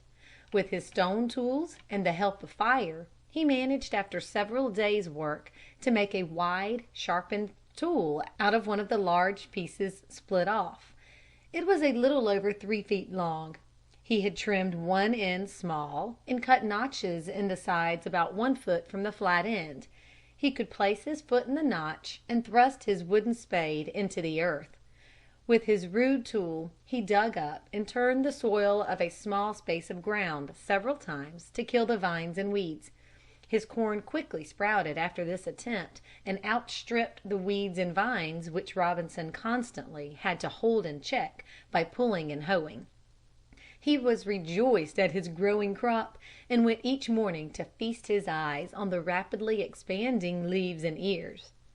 One morning as he came in sight of the little clearing, he thought he saw something disappearing in the low brush on the other side as he approached. Alas! His labor had been in vain. A herd of wild goats had found out the place and had utterly destroyed his crop. Robinson sat down near by and surveyed the ruin of his little field. "It is plain," thought he, "I will have to fence in the field or I will never be able to harvest my crop. I cannot watch it all the time." He had already learned from his experience in making the fence around the goat pasture that the branches of many kinds of shrubs and trees, when broken off and thrust into the ground, will send out roots and leaves, and at length, if planted close together in a line, will form a thick hedge which no kind of beast can get through or over. He found out some willow trees whose branches broke easily, and soon had enough to thrust into the ground about 6 inches apart around the entire edge of his little field, which contained about 1/8 of an acre. After this hedge had grown so as to be a fair protection to his crop, he tried planting again at the proper season. He spaded up the ground and pulled out the matted roots as best he could, and with great pains and care planted his corn in straight, even rows. To make them straight, and each hill of corn the same distance from its neighbors, he first marked off the ground in squares, whose sides were about 3½ feet long. "Now," thought he, "I will reap the reward of my labor." The corn grew rapidly, and toward the end of the first dry season was filling out and ripening its ears. But to Robinson's dismay a new danger threatened his crop against which he could not fence. He was in despair. The birds were fast eating and destroying his partially ripened corn. He could not husk it yet. It was not ripe enough. He thought how easy it would be to protect his field if he had a gun. But he had learned that it is useless to give time to idle dreaming. He must do something, and that quick. "If I could catch some of these rascals," he thought, "I would hang them up on poles, dead, as a warning to the rest." It seemed almost a hopeless task, but he went about it. It was in vain. He tried to kill some of them by throwing rocks and sticks. He could not get near enough to them. At length he laid snares and succeeded in snaring 3 birds. He had learned to weave a pliable, strong thong out of cocoa and other fiber that he was now acquainted with. The birds thus caught he fastened on broken branches of trees, which he stuck into the earth in different parts of his field. The birds heeded the warning and visited his cornfield no more that season. At the end of the season he gathered or husked his corn, and after it was thoroughly dry he shelled it from the cob with his hands. He used his baskets in which to carry his husked ears from the field to his cave, and in which to store it when shelled. He found that the ears were larger and better filled and plumper than when the plants grew wild. He selected the largest and best filled ears for his seed the next time. In this way his new crop of corn was always better in kind and yielded more than the old one. At first he grew 2 crops a year, but by experimenting he found out about how much he needed for his own use and planted once a year enough to give him a liberal supply. He observed that the wild rice grew in swampy lands, so that he did not make the mistake of trying to raise it upon the upland where the corn grew best. He saw at once that the planting of rice on low, marshy, or wet land was beyond his present strength and tools. "Sometime in the future," he thought, "I may try it." Robinson also found wild grapes in abundance. These he dried by hanging them on the branches of trees. He thus had a store of raisins for each rainy season. Chapter 29. Robinson becomes a farmer. Chapter 30. Robinson as potter. Robinson was now anxious to cook his food, to boil his rice and vegetables and bake bread, but he could do nothing without cooking vessels. He had tried to use coconut shells, but these were too small and there was no way to keep them from falling over and spilling the contents. He determined to try to make some clay vessels. He knew where he could get a kind of clay that had the appearance of making good ware. It was fine grained and without lumps or pebbles. He was much perplexed to mold the clay into the right shapes. He tried taking a lump and shaping it into a vessel with his hands. He tried many times, but each time the clay broke, and he was forced to try some other way.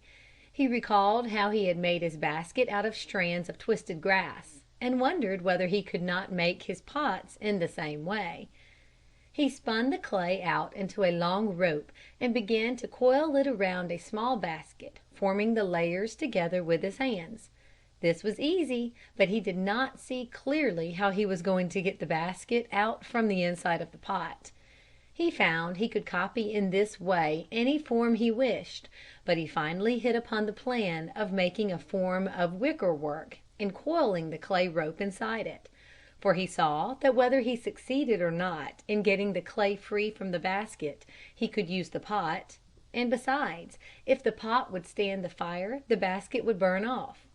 To dry the pots, Robinson stood them in the sun for a few days. When they were dry, he tried to cook some soup in one of them. He filled it with water and put it on his stove or oven, but how sadly had he deceived himself! In a short time the water soaked into the clay, and soon the pot had fallen to pieces.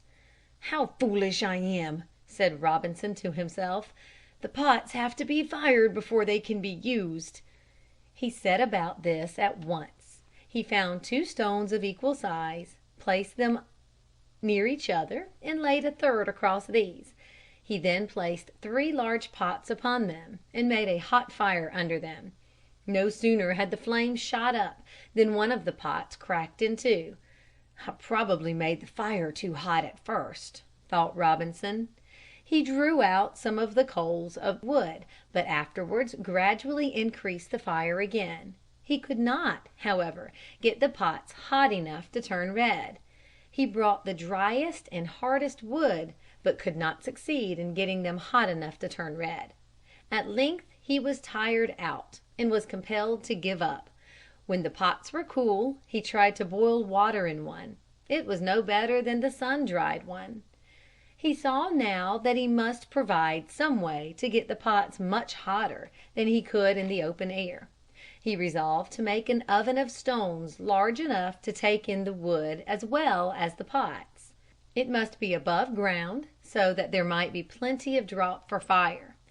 With great labor he pried up and carried together flat stones enough to make an oven about 4 feet high, with a chimney at one side. He had put in the center a stone table, on which he could place 3 quite large pots. He left an opening in one side that could be partially closed by a large flat stone. He worked eagerly, and at the end of the second day he was ready to fire his oven. He first carried together a good quantity of dry wood. Then he put in his pots, and laid the wood around them.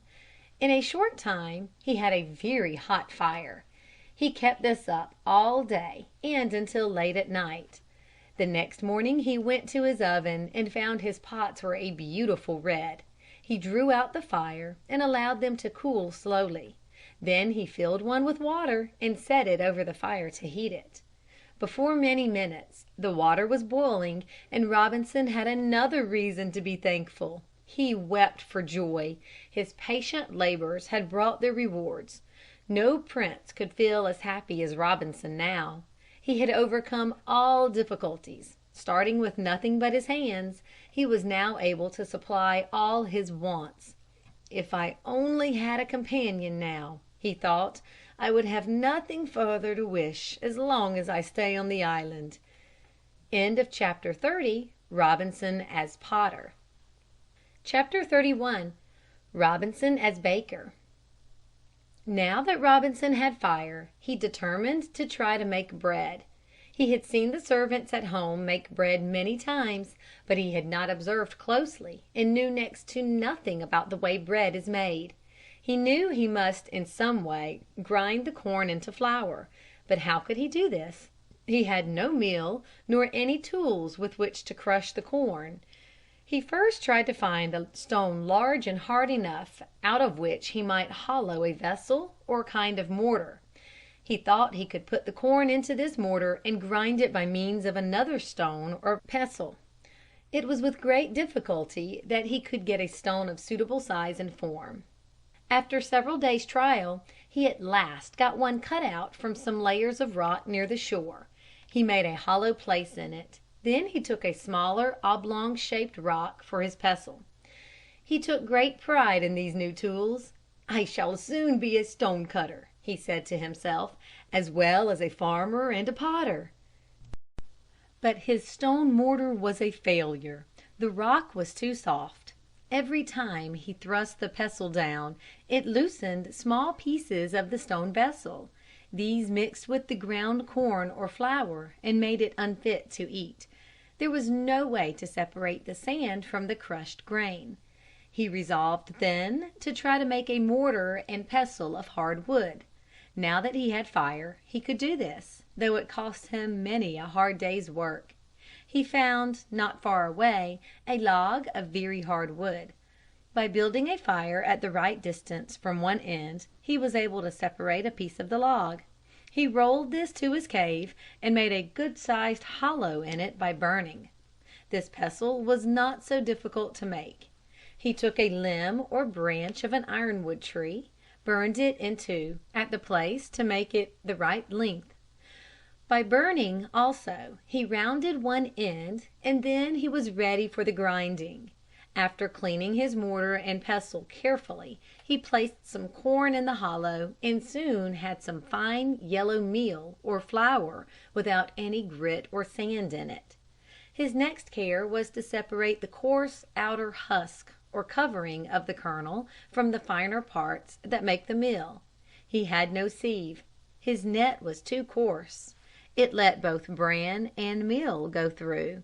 "I must make a net or cloth fine enough to sift or to bolt my flour," said he. Such was now his skill in spinning and weaving that this was not hard to do. He had soon woven in his loom a piece of fine netting which allowed the meal to shake through, but held back the coarse bran or outer husk of the kernel. Out of the dry corn that he had stored up, he now made quite a quantity of flour. This he kept tightly covered in a large earthen pot or jar that he had made for this purpose. "I must keep all my food clean and protected from the ants and other insects, as well as dust and damp," he thought. His preparations were now nearly made.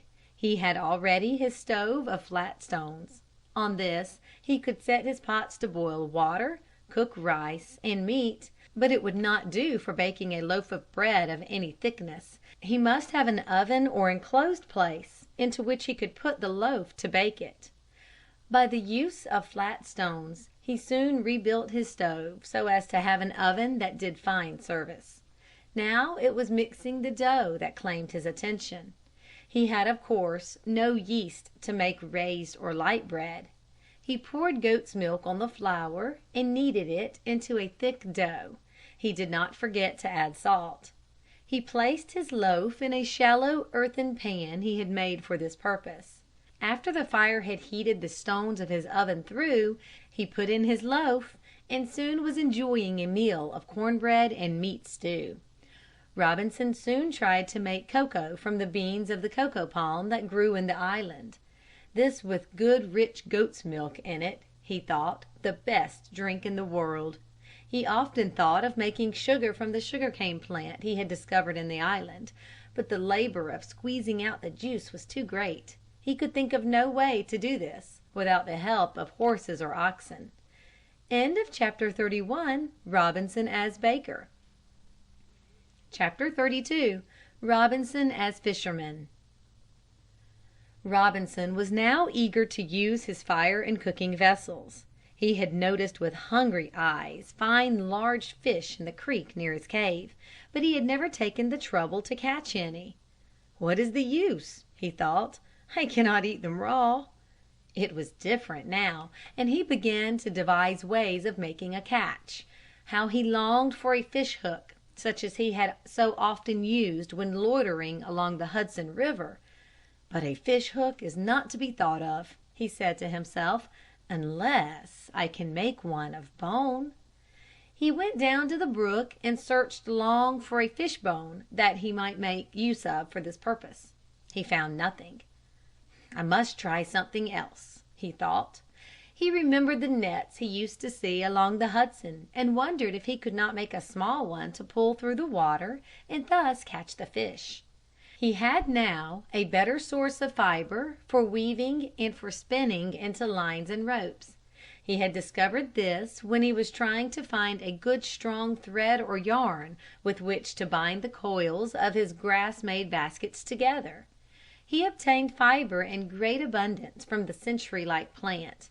He found if he broke off the long leaves of this plant and allowed them to decay, there remained a long, tough, fibrous substance out of which strong cords could be twisted or yarn made for weaving a coarse cloth or netting.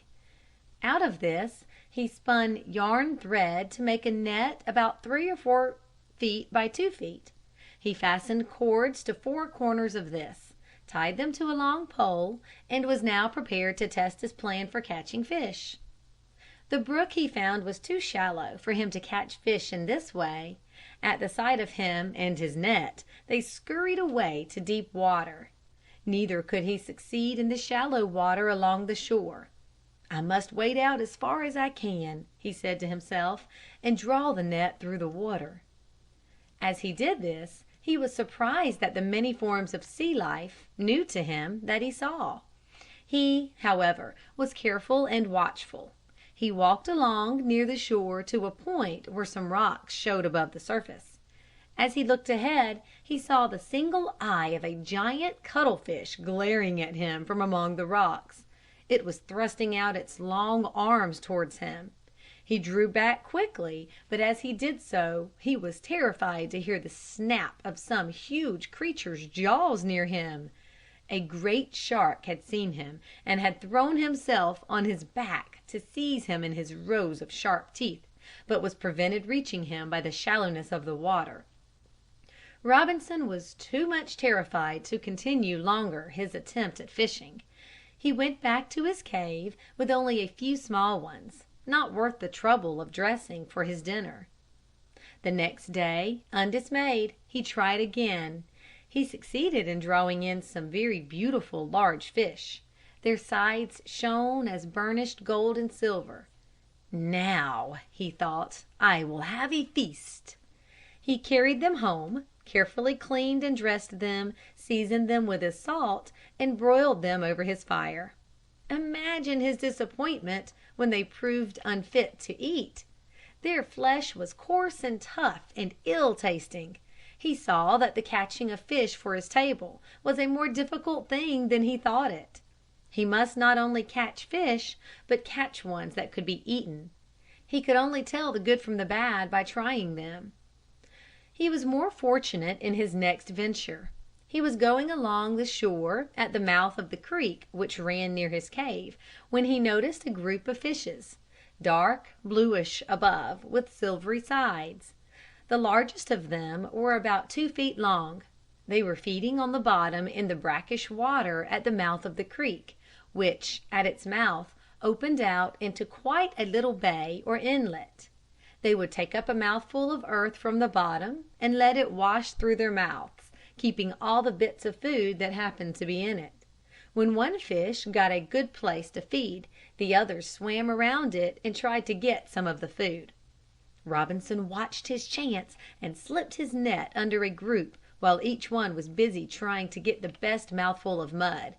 He drew up 3 quite large fish, but just as he was about to lift them from the water, one of the cords which bound the net to the poles broke, and he saw his catch fall back into the creek and dart away in the deepest water. But Robinson was not to be discouraged. He soon mended his net and at last was successful. In a short time he drew out another catch or 2 of fish. These proved excellent food and were so abundant as to furnish Robinson with all the fish he wanted as long as he stayed on the island. End of chapter 32. Robinson as fisherman.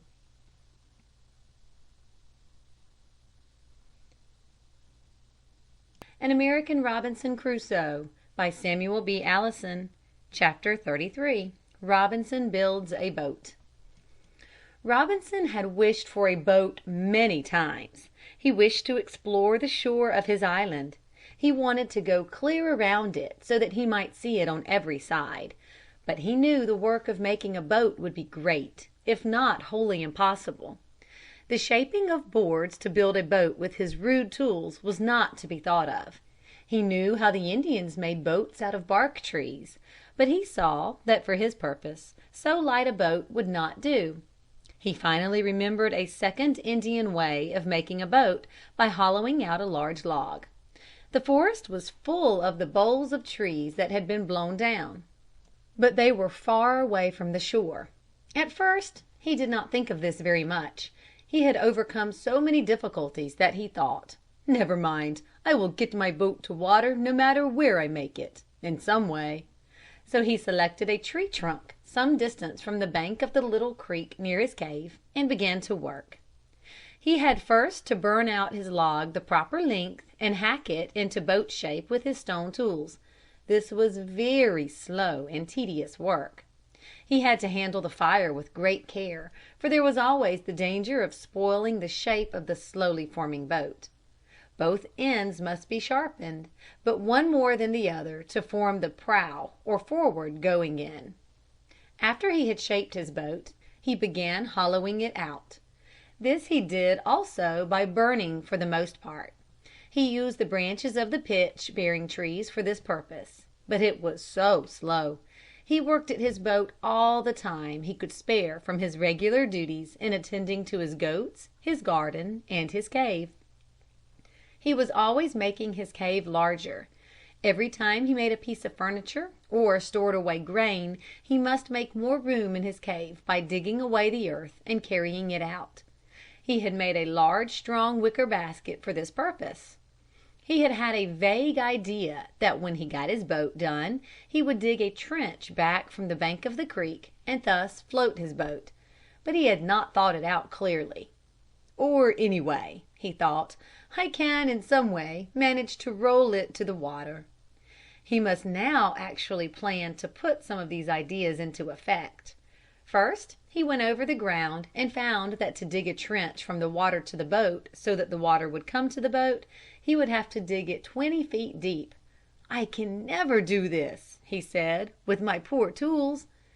He next tried his rolling plan, but he had been so anxious to have a large boat that he had overlooked everything else. Try as hard as he might, he could not stir his boat from the spot. After many trials with the longest levers he could handle, the boat still stuck fast. It would not budge an inch. He at last gave up. "It will lie here," he thought, "to remind me how foolish it is to attempt to do anything without first having thought it out carefully." There was nothing to do but choose another tree trunk. This time he selected a much smaller one, and one that lay at the top of the little slope or incline from the bank of the creek. After another weary 6 months of work, he had his second boat ready for launching. With a good stout lever he gave it a start, when it rolled quickly down into the water. Robinson again wept for joy. Of all his projects this had cost him the most work and pains, and at last to see his plan successful filled him with delight. The next problem was how to make it go. He had no certain knowledge how far it was around the island, but he knew it was farther than he wanted to row or paddle his boat. Yet he knew from the way the wind blew that he could not always depend upon a sail to help him. He must become skillful in paddling his boat. A sail, too, would be very helpful at times. He imagined how pleasant it would be sitting in the boat sailing along with a gentle wind. "When the wind is favorable," he thought, "I will only have to steer with my paddle." So he set about weaving a sail of his sisal fiber. To do this he had to make a much larger loom than he had yet used. His sail must be at least 4 feet square. He was now so skilled in weaving that this was soon finished. He then made plenty of string, cord, and rope, put in a mast, and was ready to sail. But he did not venture far away until he had spent weeks and weeks in learning to steer, sail, and paddle his boat. Chapter 33. Robinson builds a boat. Chapter 34. Robinson as sailor. Ever since Robinson had finished his boat, he had been eager to make a tour of the island. He had indeed made a journey by land, but the deep forests and tangled vines made it very difficult to travel. His journeys had shown him but a small part of the land. He wished to know all about the land of which he, so far as he knew, was the sole master. His first care was to fit up his boat with provisions. He made some large baskets in which to carry food and a large covered jar for water. These he stored in the bow and the stern of his boat. He fastened his parasol on the stern for a shelter from the sun. He baked up a quantity of cakes or loaves of bread and packed them in his baskets. He had woven these so carefully that they would almost hold water. At last all was ready.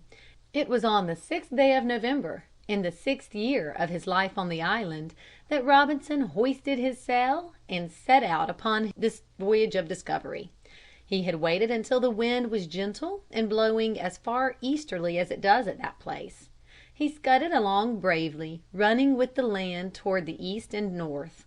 All went well until he came to a low reef or ledge of rocks running far out to sea in a northeasterly direction. When Robinson observed this, he went on shore and climbed to a high point to see if it was safe to venture. He was afraid of hidden currents or streams of water. These might carry him away from the shore and prevent him from getting around the point. He did indeed observe that there was a current running out to sea past the ledge, but he thought he could by careful paddling keep his boat from striking the rock. If he could once get beyond the ledge, the wind would help him double or get around the point. Indeed, the danger was that the wind would blow him onto the rocks. He waited for 2 days for a gentle wind. At last, without sail, he pushed his boat into the current and was borne swiftly seaward. He found the current much stronger than he thought it would be. It rushed his frail boat on past the point of the rocks and out into the sea. Try as best he might, he could not change its course. He was steadily going out to sea. He gave himself up for lost. He reproached himself for being so rash and foolhardy as to trust his fortunes in so frail a craft. How dear at this time seemed the island to him! The wind which he had depended on to help him at this point has died down, so that it was at the mercy of the current. He kept urging his boat to the westward as much as possible with all his strength, hoping that a breeze would finally spring up. He struggled on bravely until about noon. He had been carried out a great distance into the sea, but not so far as to lose sight of the land. All at once he felt the breeze freshening up. It caught his sail, and soon his boat was cutting across the current. He did not have to go far before he was free from it, and making headway for the island, which he reached about 4 o'clock in the afternoon. He found himself on the northern shore of the island, but before long the shore ran away to the southward again.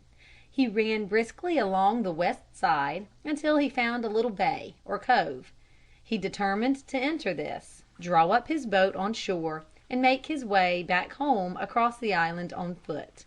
He was almost exhausted with his great labor and was worn out with anxiety. In the center of the arms of the cove he found a little creek entering the sea.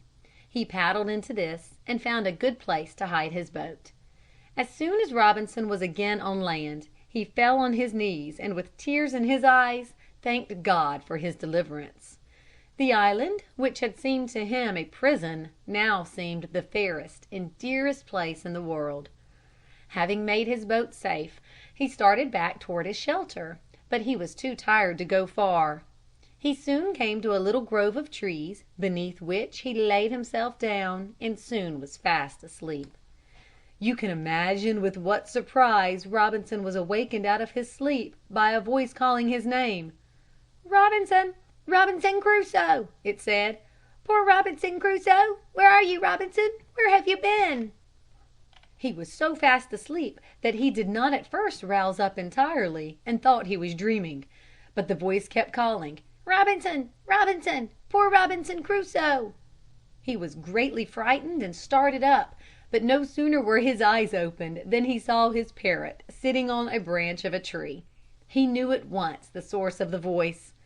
Polly had missed her master and was also exploring the island. It was a pleasant surprise. She immediately flew to him and lit on his shoulder. She showed in many ways how glad she was to see him and kept saying, "Poor Robinson Crusoe! Poor Robinson Crusoe!" Robinson remained here overnight and the next morning made his way back to the shelter. Up to this time Robinson had never seen any dangerous animals on the island. He had grown used to life there and went about without fear of animals. But as he was returning across a little opening, he saw a clump of palms in the center of the opening, swaying about. He did not at first see what caused this, but soon there was thrust out the head of a great serpent. Its jaws were open and its eyes were fixed on a poor terrified little rabbit. The rabbit seemed rooted to the spot. It could not stir a muscle and was soon caught in the folds of the great snake. This sight made Robinson greatly afraid. He wanted to rush to the rescue of the rabbit, But what could he do against such a foe? He resolved in the future to keep a more careful watch and always to sleep in his bower. Robinson had enough of exploring for some time. He was contented to remain at home. He made many things he needed. He had saved all the skins of the goats he had killed for meat, and all that had died from any cause. These he made into rugs for his bed. He kept at his loom, too, for he was anxious to weave enough of his coarse cloth to make him a suit of clothes. He learned how to braid mats and rugs out of his fibre, and finally replaced his awkward hat and parasol with others braided very skillfully from the long grasses that grew so abundantly in the marshy places. Another thing that Robinson was now able to make or weave out of his fibre was a hammock. He had slept all this time on a bed made of poles laid lengthwise and thickly covered with the skins of goats and rabbits. Now he could have a comfortable place to sleep. He did not stop until he had made two. One was for the bower and the other was for use out of doors. When his work was done in the evening, or in the heat of midday, he would lie in it at full length under the shade of the trees. Chapter 34. Robinson as Sailor. Chapter 35. A Discovery. Robinson could not forget his boat. It seemed a companion. It may be the means of my escape from this place, he thought. He took frequent journeys across the island to where his little boat lay in a cove. He would start out in the morning and walk over to the west side of the island, take his boat, and have a pleasant little sail. He always returned home before dark, for, to tell the truth, Robinson was a coward. He was as timid as a hare.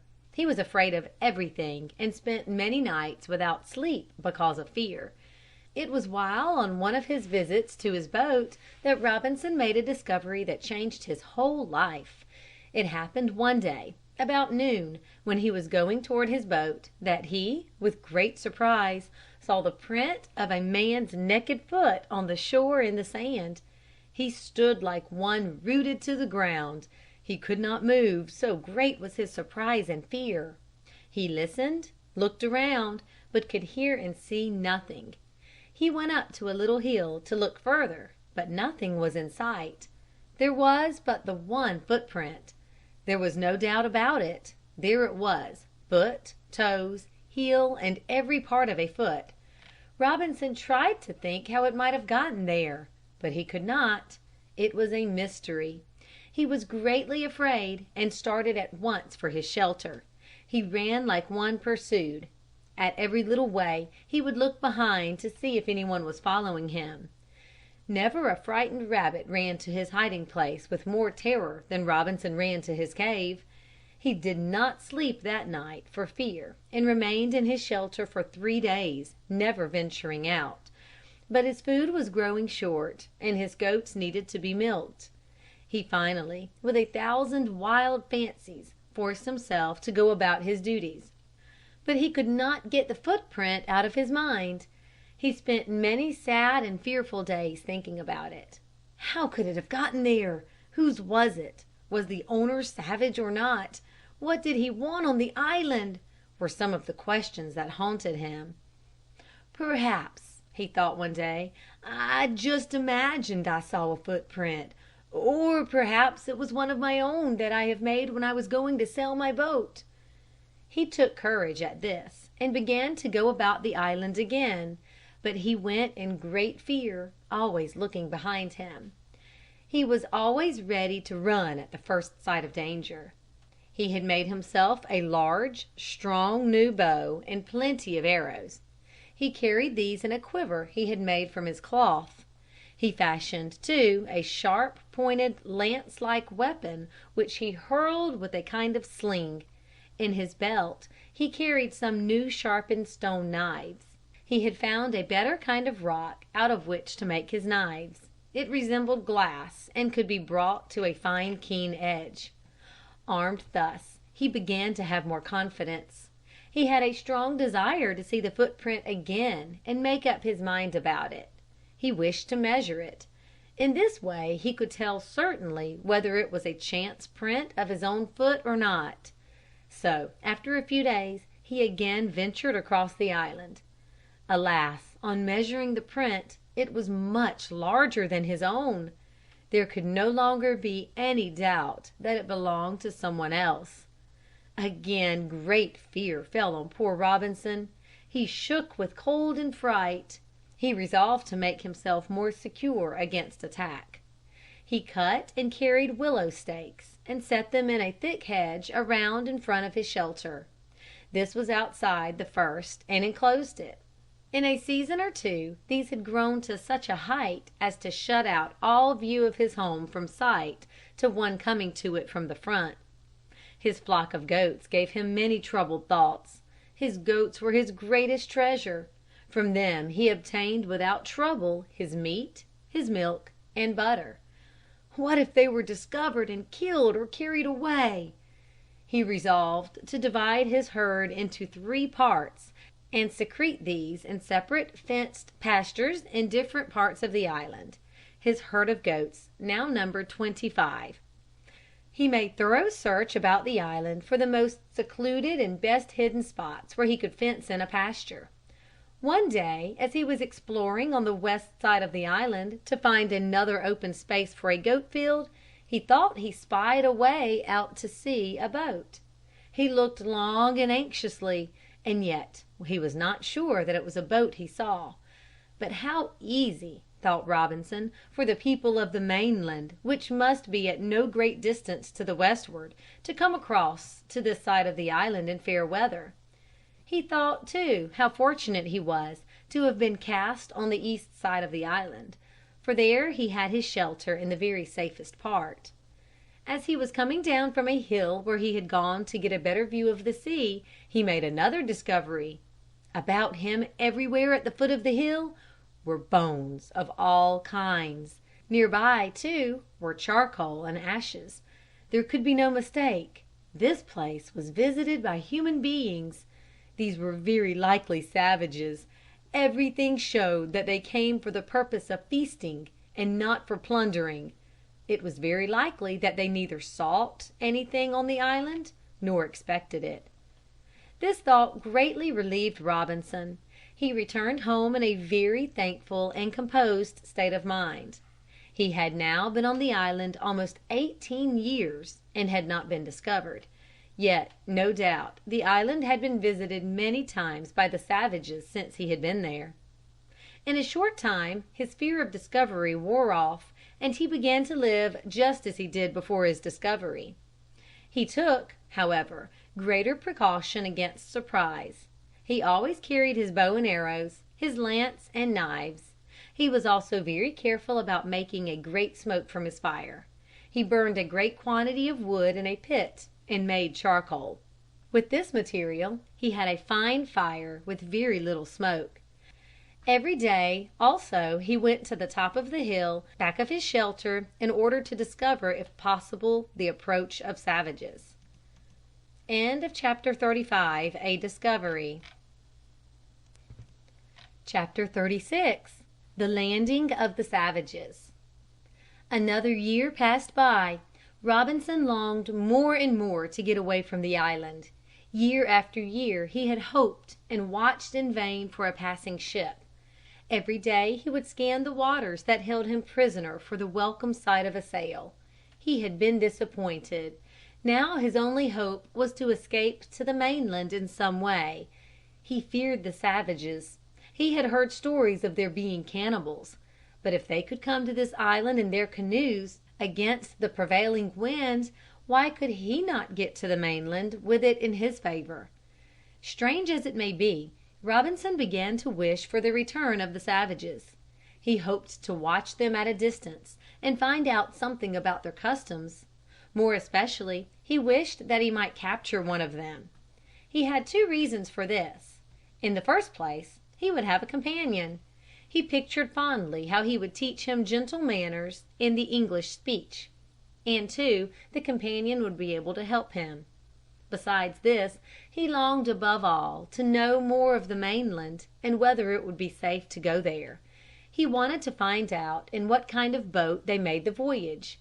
He thought that if he had such a person he would have someone to show him the way to reach the land. The more he thought, the more anxious he became to see the savages on the island. He thought so much about it by day that he dreamed about it at night. One night he dreamed that the savages came, drew their boats upon the shore, and began to prepare their feast. As he watched them, one of their number broke away from his fellows and came straight toward his hiding place. Robinson thought he rushed out, drove away those that followed the fleeing man, and rescued him. This dream made a deep impression upon him and made him await the coming of the savages with great hopes and eagerness. It was more than 18 months after he had formed this plan of capturing one of the savages before the savages made their appearance. Robinson was surprised one morning to see no less than 5 canoes drawn up on the shore at a point on his side of the island, about 2 miles below his shelter to the south. The people that had come in them were on shore and out of sight. Robinson went back to his shelter to make his plans. He made up his mind that he would be foolish to attack them. There must be 25 or 30 of them. He finally went to a point where he could see farther inland and soon caught sight of a crowd of about 30 savages. They were naked and dancing around and around in a circle. All the while they were singing and making hideous noises. There was a fire in the center of the ring of savages. "They are cooking their feast," thought Robinson. "Maybe I can surprise them while they eat and rush in and seize one." But this seemed too great a risk to run. He had no weapons but his bow and arrows, his lance and knife. What could he do against so great a number? But fortune favored his plans. As he gazed at them from his safe distance, he saw one of their number break away from the rest and run with utmost speed directly toward his hiding place. At once 2 other savages pursued him. They had no weapons but clubs. They ran with great swiftness, but the man in front was steadily gaining ground.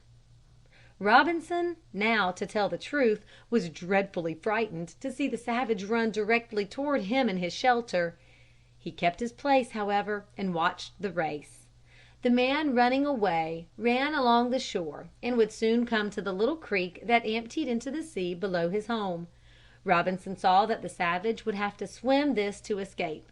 He ran down thither and concealed himself behind a tree and waited for the fugitive to come up. As he did so, the fleeing savage plunged in and swam across with a few strong strokes. When he was well on the bank, Robinson presented himself and made signs to him to come to him, that he would help him. The savage was at first almost overcome with astonishment and fright, for Robinson presented a very unusual sight. The savage at once ran to him and fell down at his feet. Indeed, so great was his fright and distress that he placed one of Robinson's feet upon his neck in a sign that he yielded up his life into his hands. Robinson raised him up and motioned for him to take the lance and help in defense against the men now coming up. They hid behind trees and waited for them to swim across the stream. But this they did not do. When they reached the creek, they could see nothing of their runaway. They very slowly turned and went back to their companions. Robinson was well content not to let them know that there was anyone on the island. He feared they might return and destroy his shelter and fields. Robinson took the savage to his shelter and gave him bread and raisins to eat and a cup of water to drink. He was very hungry and ate greedily. After he had eaten, Robinson made signs for him to lie down and sleep, for the Indian was nearly tired out with his long and swift run.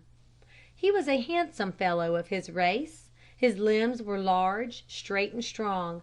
He had a good face. His hair was long and black, his forehead high, and his eyes bright.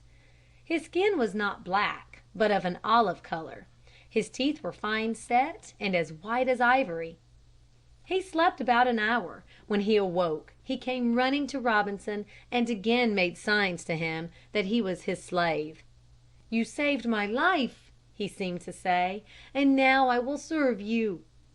Robinson named him Friday at once, for that was the day on which the great event of his escape had taken place. Robinson's next care was to fit him out with some clothing. He had by this time several suits made of his coarse cloth. He soon had Friday dressed in one of the old ones, with a straw or braided hat on his head. He did not think it safe to allow Friday to sleep with him in the bower. He made a little tent for him inside the enclosure. This was covered with goat skins, and made a very good protection from both the heat and rain.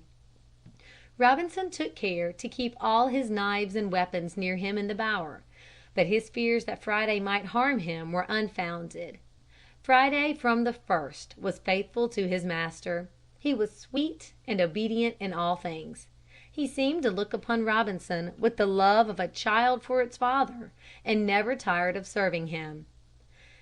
Chapter 36. The landing of the savages. Chapter 37. Robinson as a teacher. From Robinson's diary. I began to consider that having now 2 mouths to feed instead of 1, I must provide more ground for my harvest, and plant a larger quantity of corn than I used to plant. So I marked out a larger piece of land and began to fence it in. Friday worked not only very willingly, but very hard. I told him that it was for corn, to make more bread, because he was now with me. He let me know that he was grateful for my kindness, and would work much harder if I would tell him what to do. This was the pleasantest year of all the life I led in this place. Friday began to talk pretty well, and understood the names of almost all the things that I called for, and of all the places which I wished to send him, and I was careful to teach him all the things I knew. I showed him how to plant and harvest corn, how to gather fiber, spin yarn, and to weave it into cloth. He learned these things quickly, and became very skillful in making pots. He knew something about this, because at home he had seen the women make them. He ornamented them with figures of birds and flowers. I taught him about the true God, but as for writing, he could never do much with this. I had no books, and could not make him understand the importance of writing. He began to talk a great deal to me. This delighted me very much. I began to love him exceedingly, he was so very honest and faithful. After I had taught him English, I tried one day to find out whether he had any wish to return to his own country, and as I talked to him about it, I saw his face light up with joy, and his eyes sparkle. From this I had no doubt but that Friday would like to be in his own country again. This for a time made me sad, to think how eagerly he would leave me to be among his savage friends. "Do you wish you were back in your own country, Friday?" I said to him one day. "Yes," he said, "I'll be much glad to be back in my country." "What would you do there?" said I. "Would you turn wild again and do as the savages do?" He shook his head and said very gravely, "No, no, Friday tell them to live good. He tell them to plant corn and live like white mans."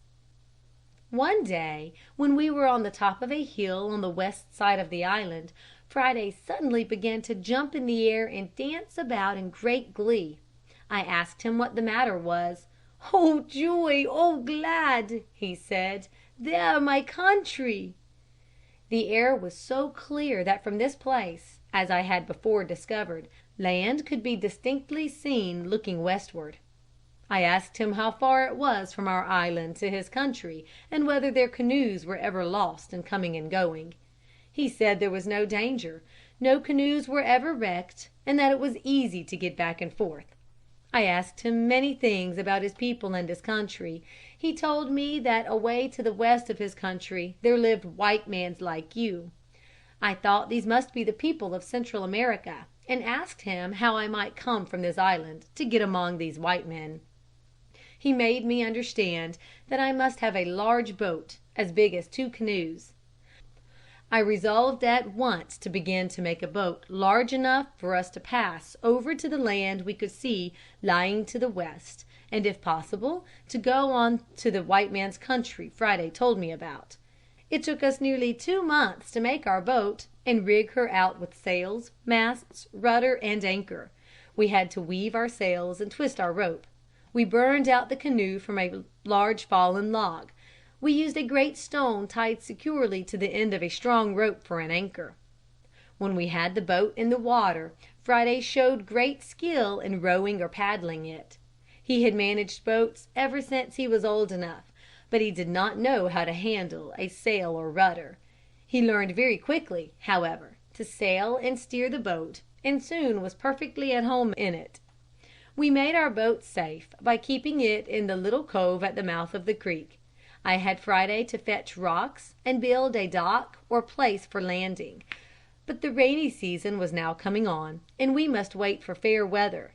In the meantime, I planned to lay by such quantities of food as we would need to take along. Chapter 37. Robinson as a Teacher.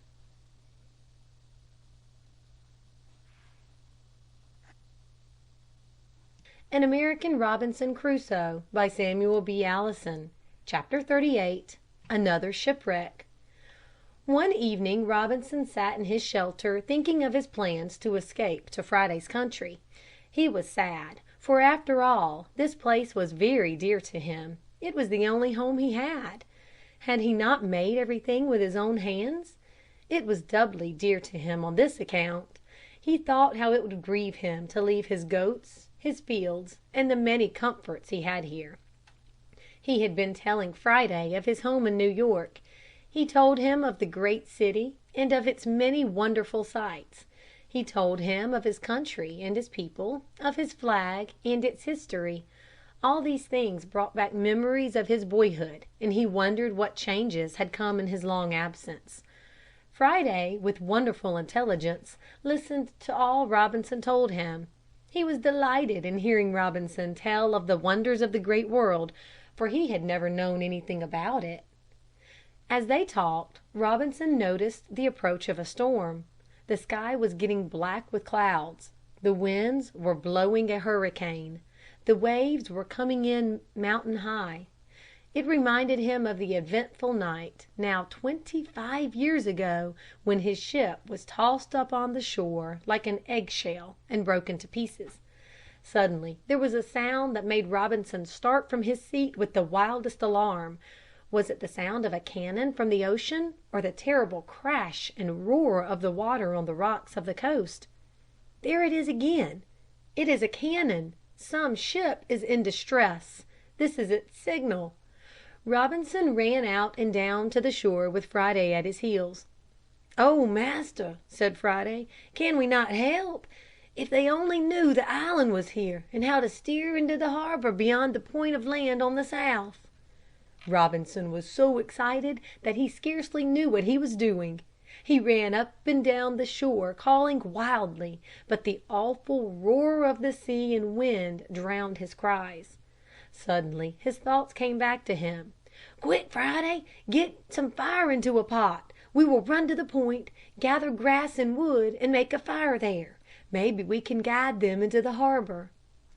They soon had a great beacon light sending its welcome greeting far over the sea. The pilot of the ship saw it and steered his ship nearer and nearer. Robinson was ready to shout for joy as the ship seemed about to make the harbor.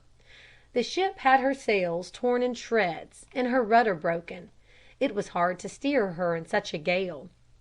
On rounding the point, she was blown on the rocks. With a frightful crash, which could be heard above the din of the storm, she struck and held fast. Robinson could hear the cries of the men and the orders of the officers. They were trying to get boats ready to be put off, but such was the confusion of the storm and the enormous waves breaking over the deck that it could not be done quickly.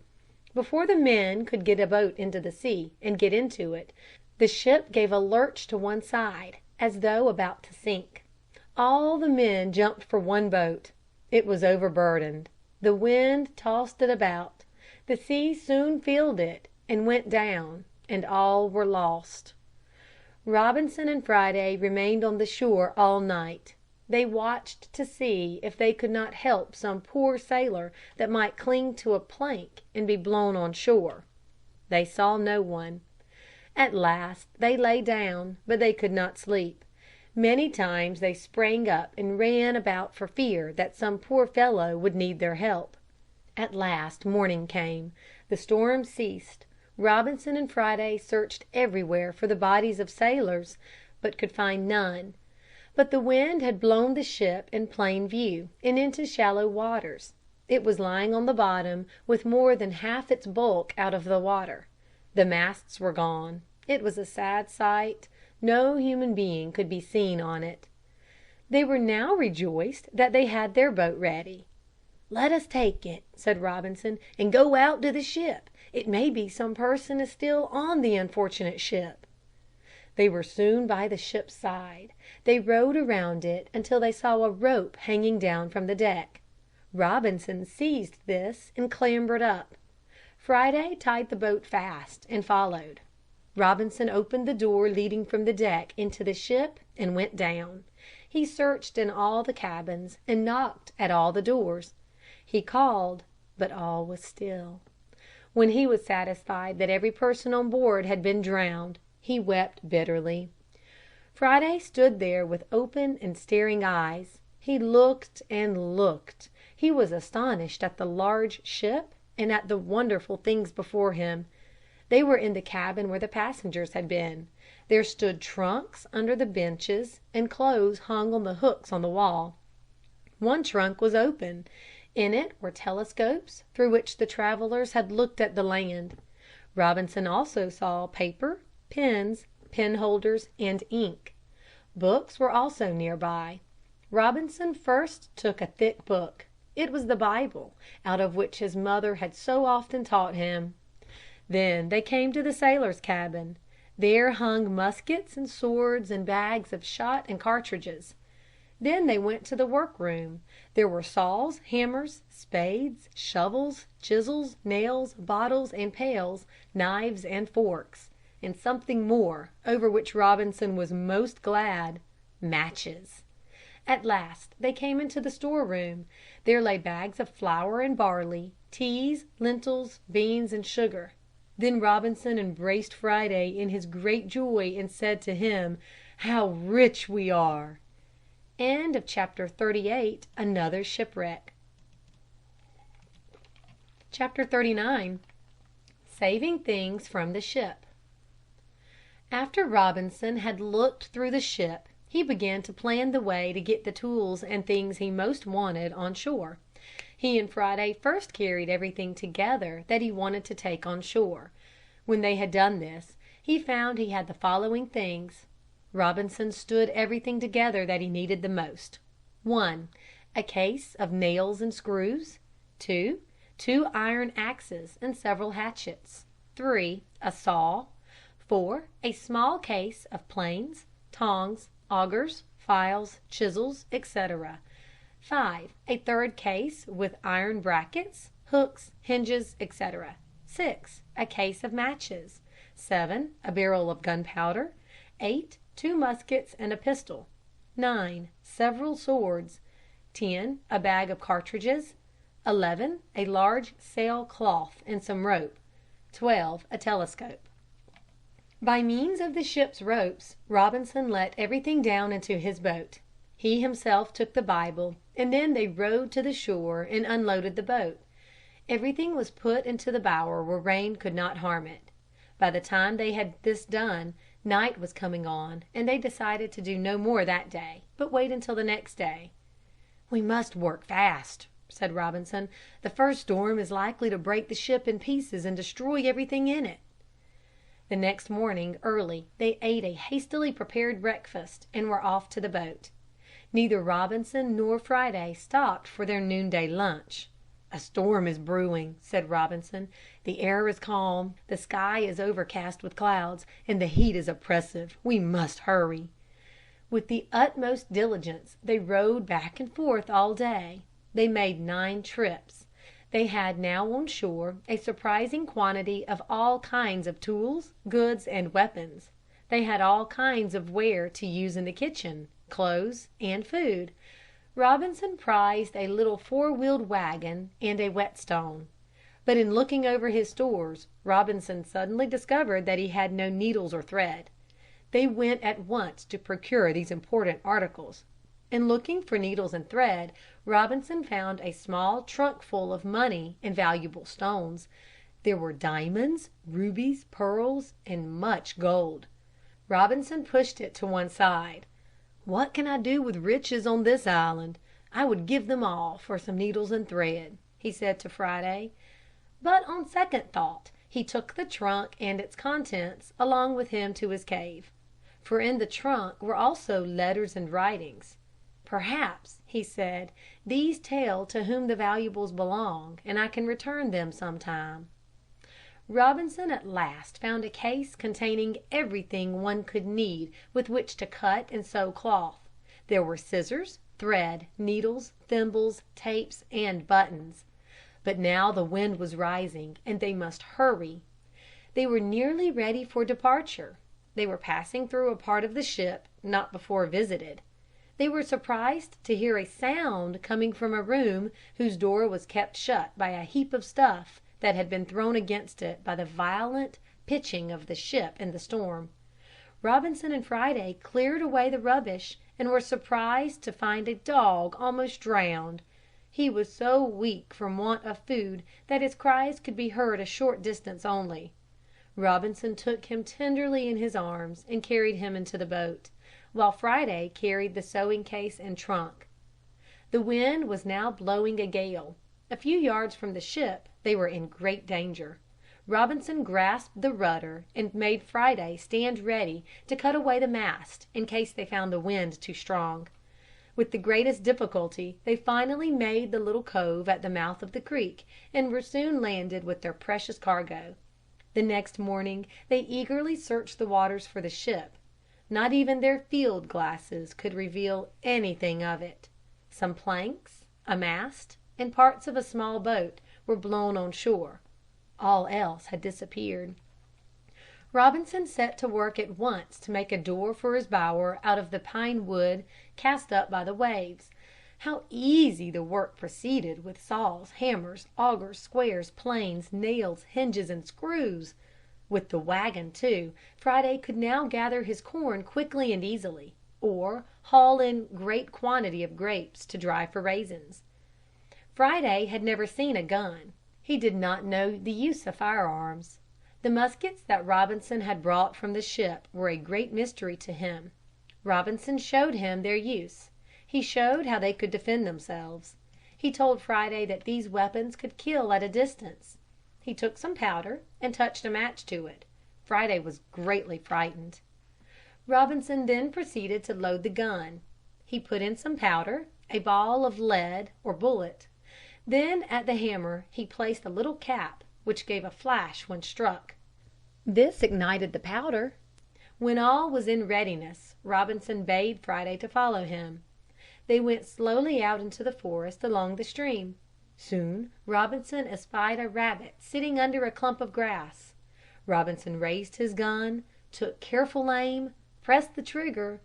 There was a flash and a loud report, and there lay the rabbit dead. But Friday, too, was lying on the ground. He had fainted from astonishment and fright. Robinson dropped his gun and raised the poor fellow up to a sitting position. He quickly recovered. He ran to get the rabbit. He examined it carefully. Robinson at last pointed out the hole the bullet had made, and the mystery of the way the rabbit was killed was solved.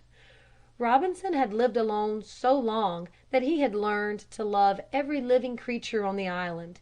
He never harmed anything except when he needed food. He had lived so quietly that the birds and animals did not fear him. They lived near his shelter and seemed to know him. Robinson was delighted with his new tools and weapons, but they reminded him of home.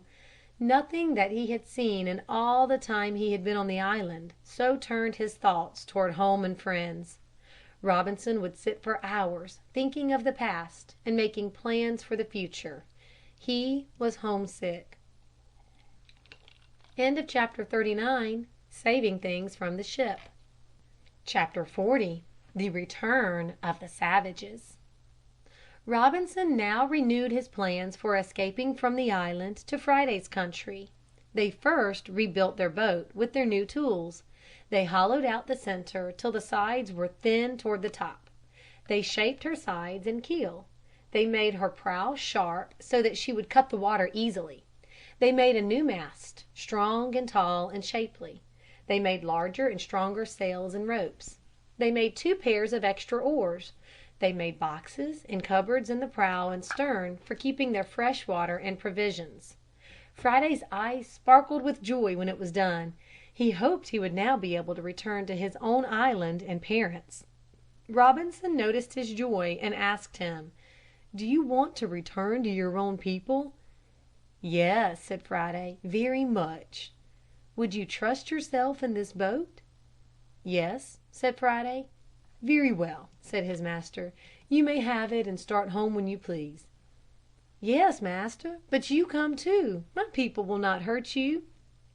Robinson resolved to venture over to Friday's land with him. But before their preparations were complete, the rainy season of our fall set in. They resolved to wait until the weather was settled, and as soon as the rainy season was over to set out. They ran their boat well up into the creek and covered it over with a large tarpaulin made of sailcloth obtained from the ship. Robinson had now been on the island 27 years. For the last 3 years he had lived happily with his companion Friday. Every year in September Robinson celebrated the day his life was saved and he was thrown up on the island.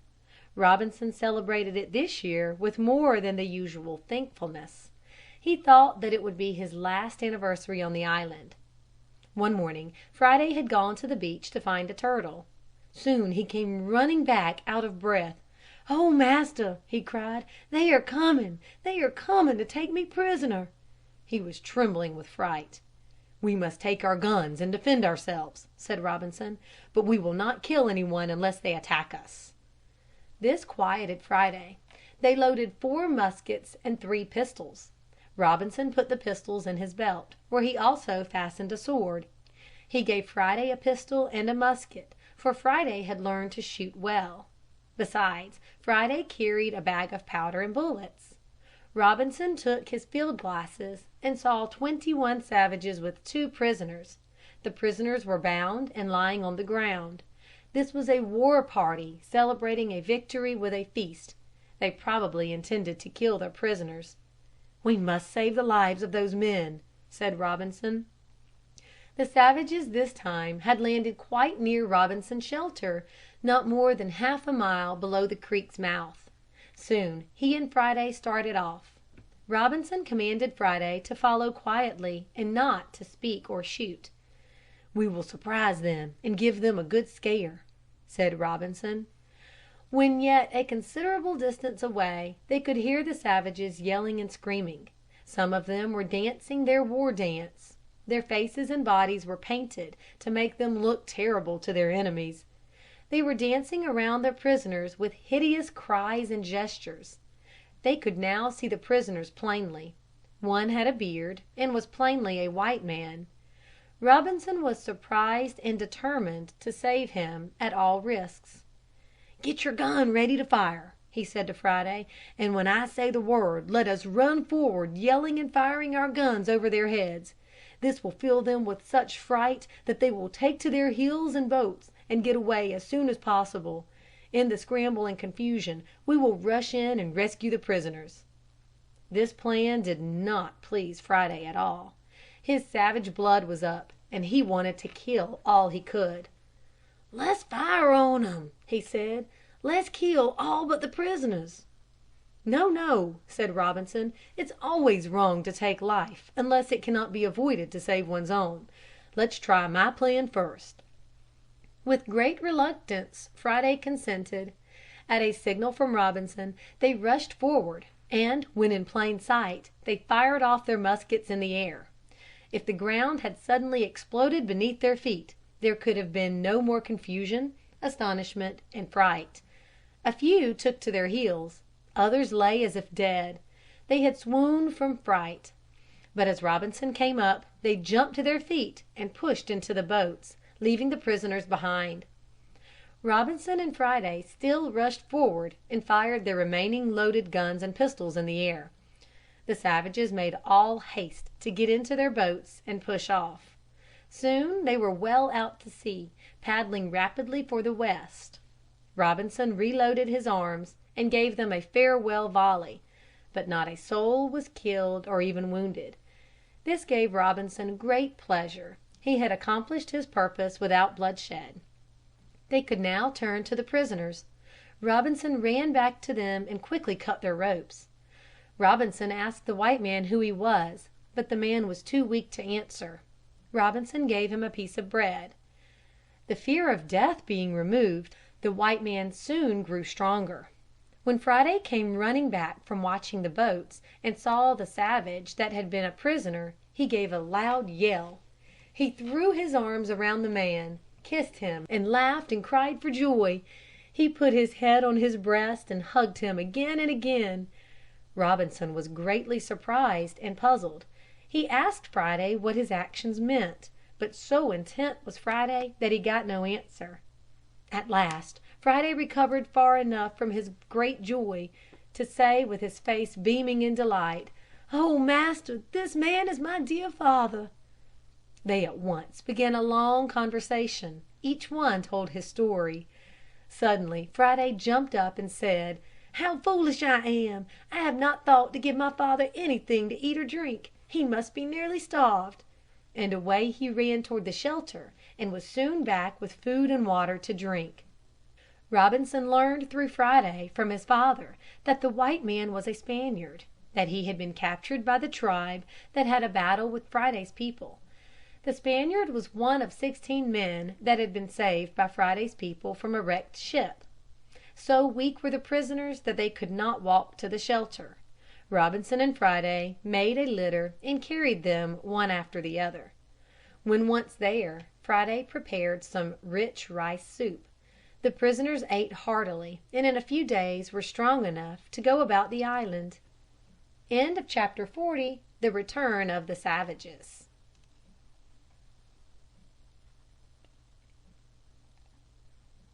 An American Robinson Crusoe by Samuel B. Allison. Chapter 41. Deliverance at last. Friday had not forgotten the plan for going to his home.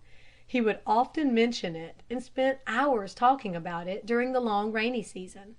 But now that the Spaniard and Friday's father had come into the family, Robinson felt he must change his plans a little. He felt very sorry for the Spaniards left in Friday's country.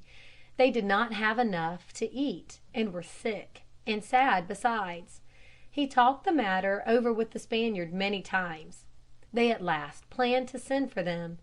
The Spaniard and Friday's father were to go. Robinson was for doing it at once, but the Spaniard advised delay. "How can we get food for ourselves and 15 others? Your small store will soon be used up," he argued. Robinson at last saw that this difficulty must be overcome. There was just one thing to do, and this, to delay their departure until a new crop of corn could be raised. This would take 6 months. But at it they went.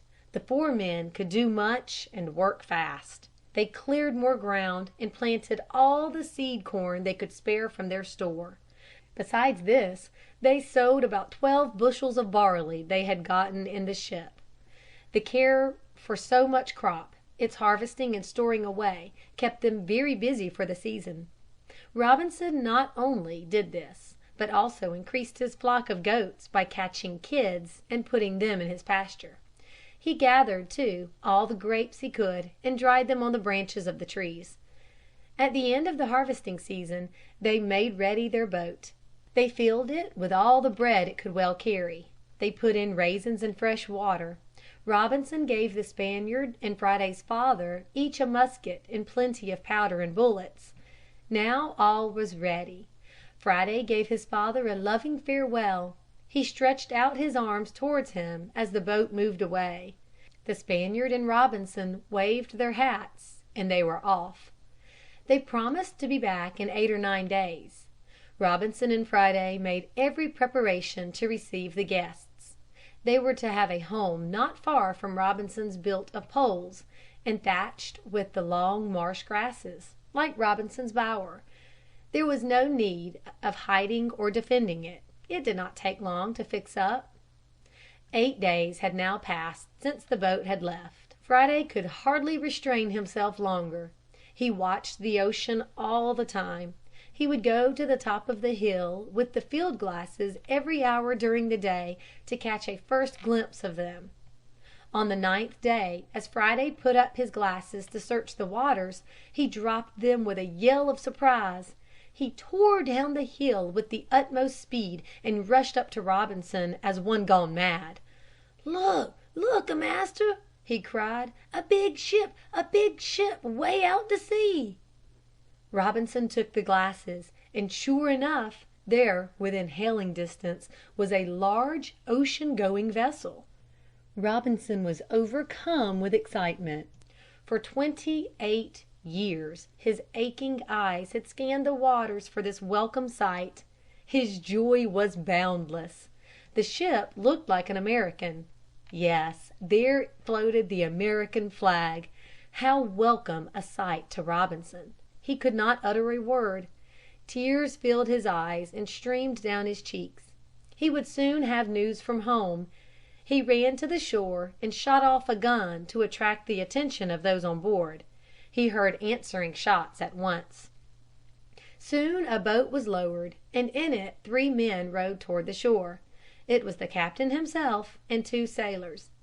The captain was astonished to find a man in the lonely island. Robinson told how it all had happened, and how he would like to return home. To his unspeakable delight, the captain told him that the ship was bound for New York and would take him along free of charge, but he must leave that day. The ship could not be delayed any longer. Of course Robinson would go.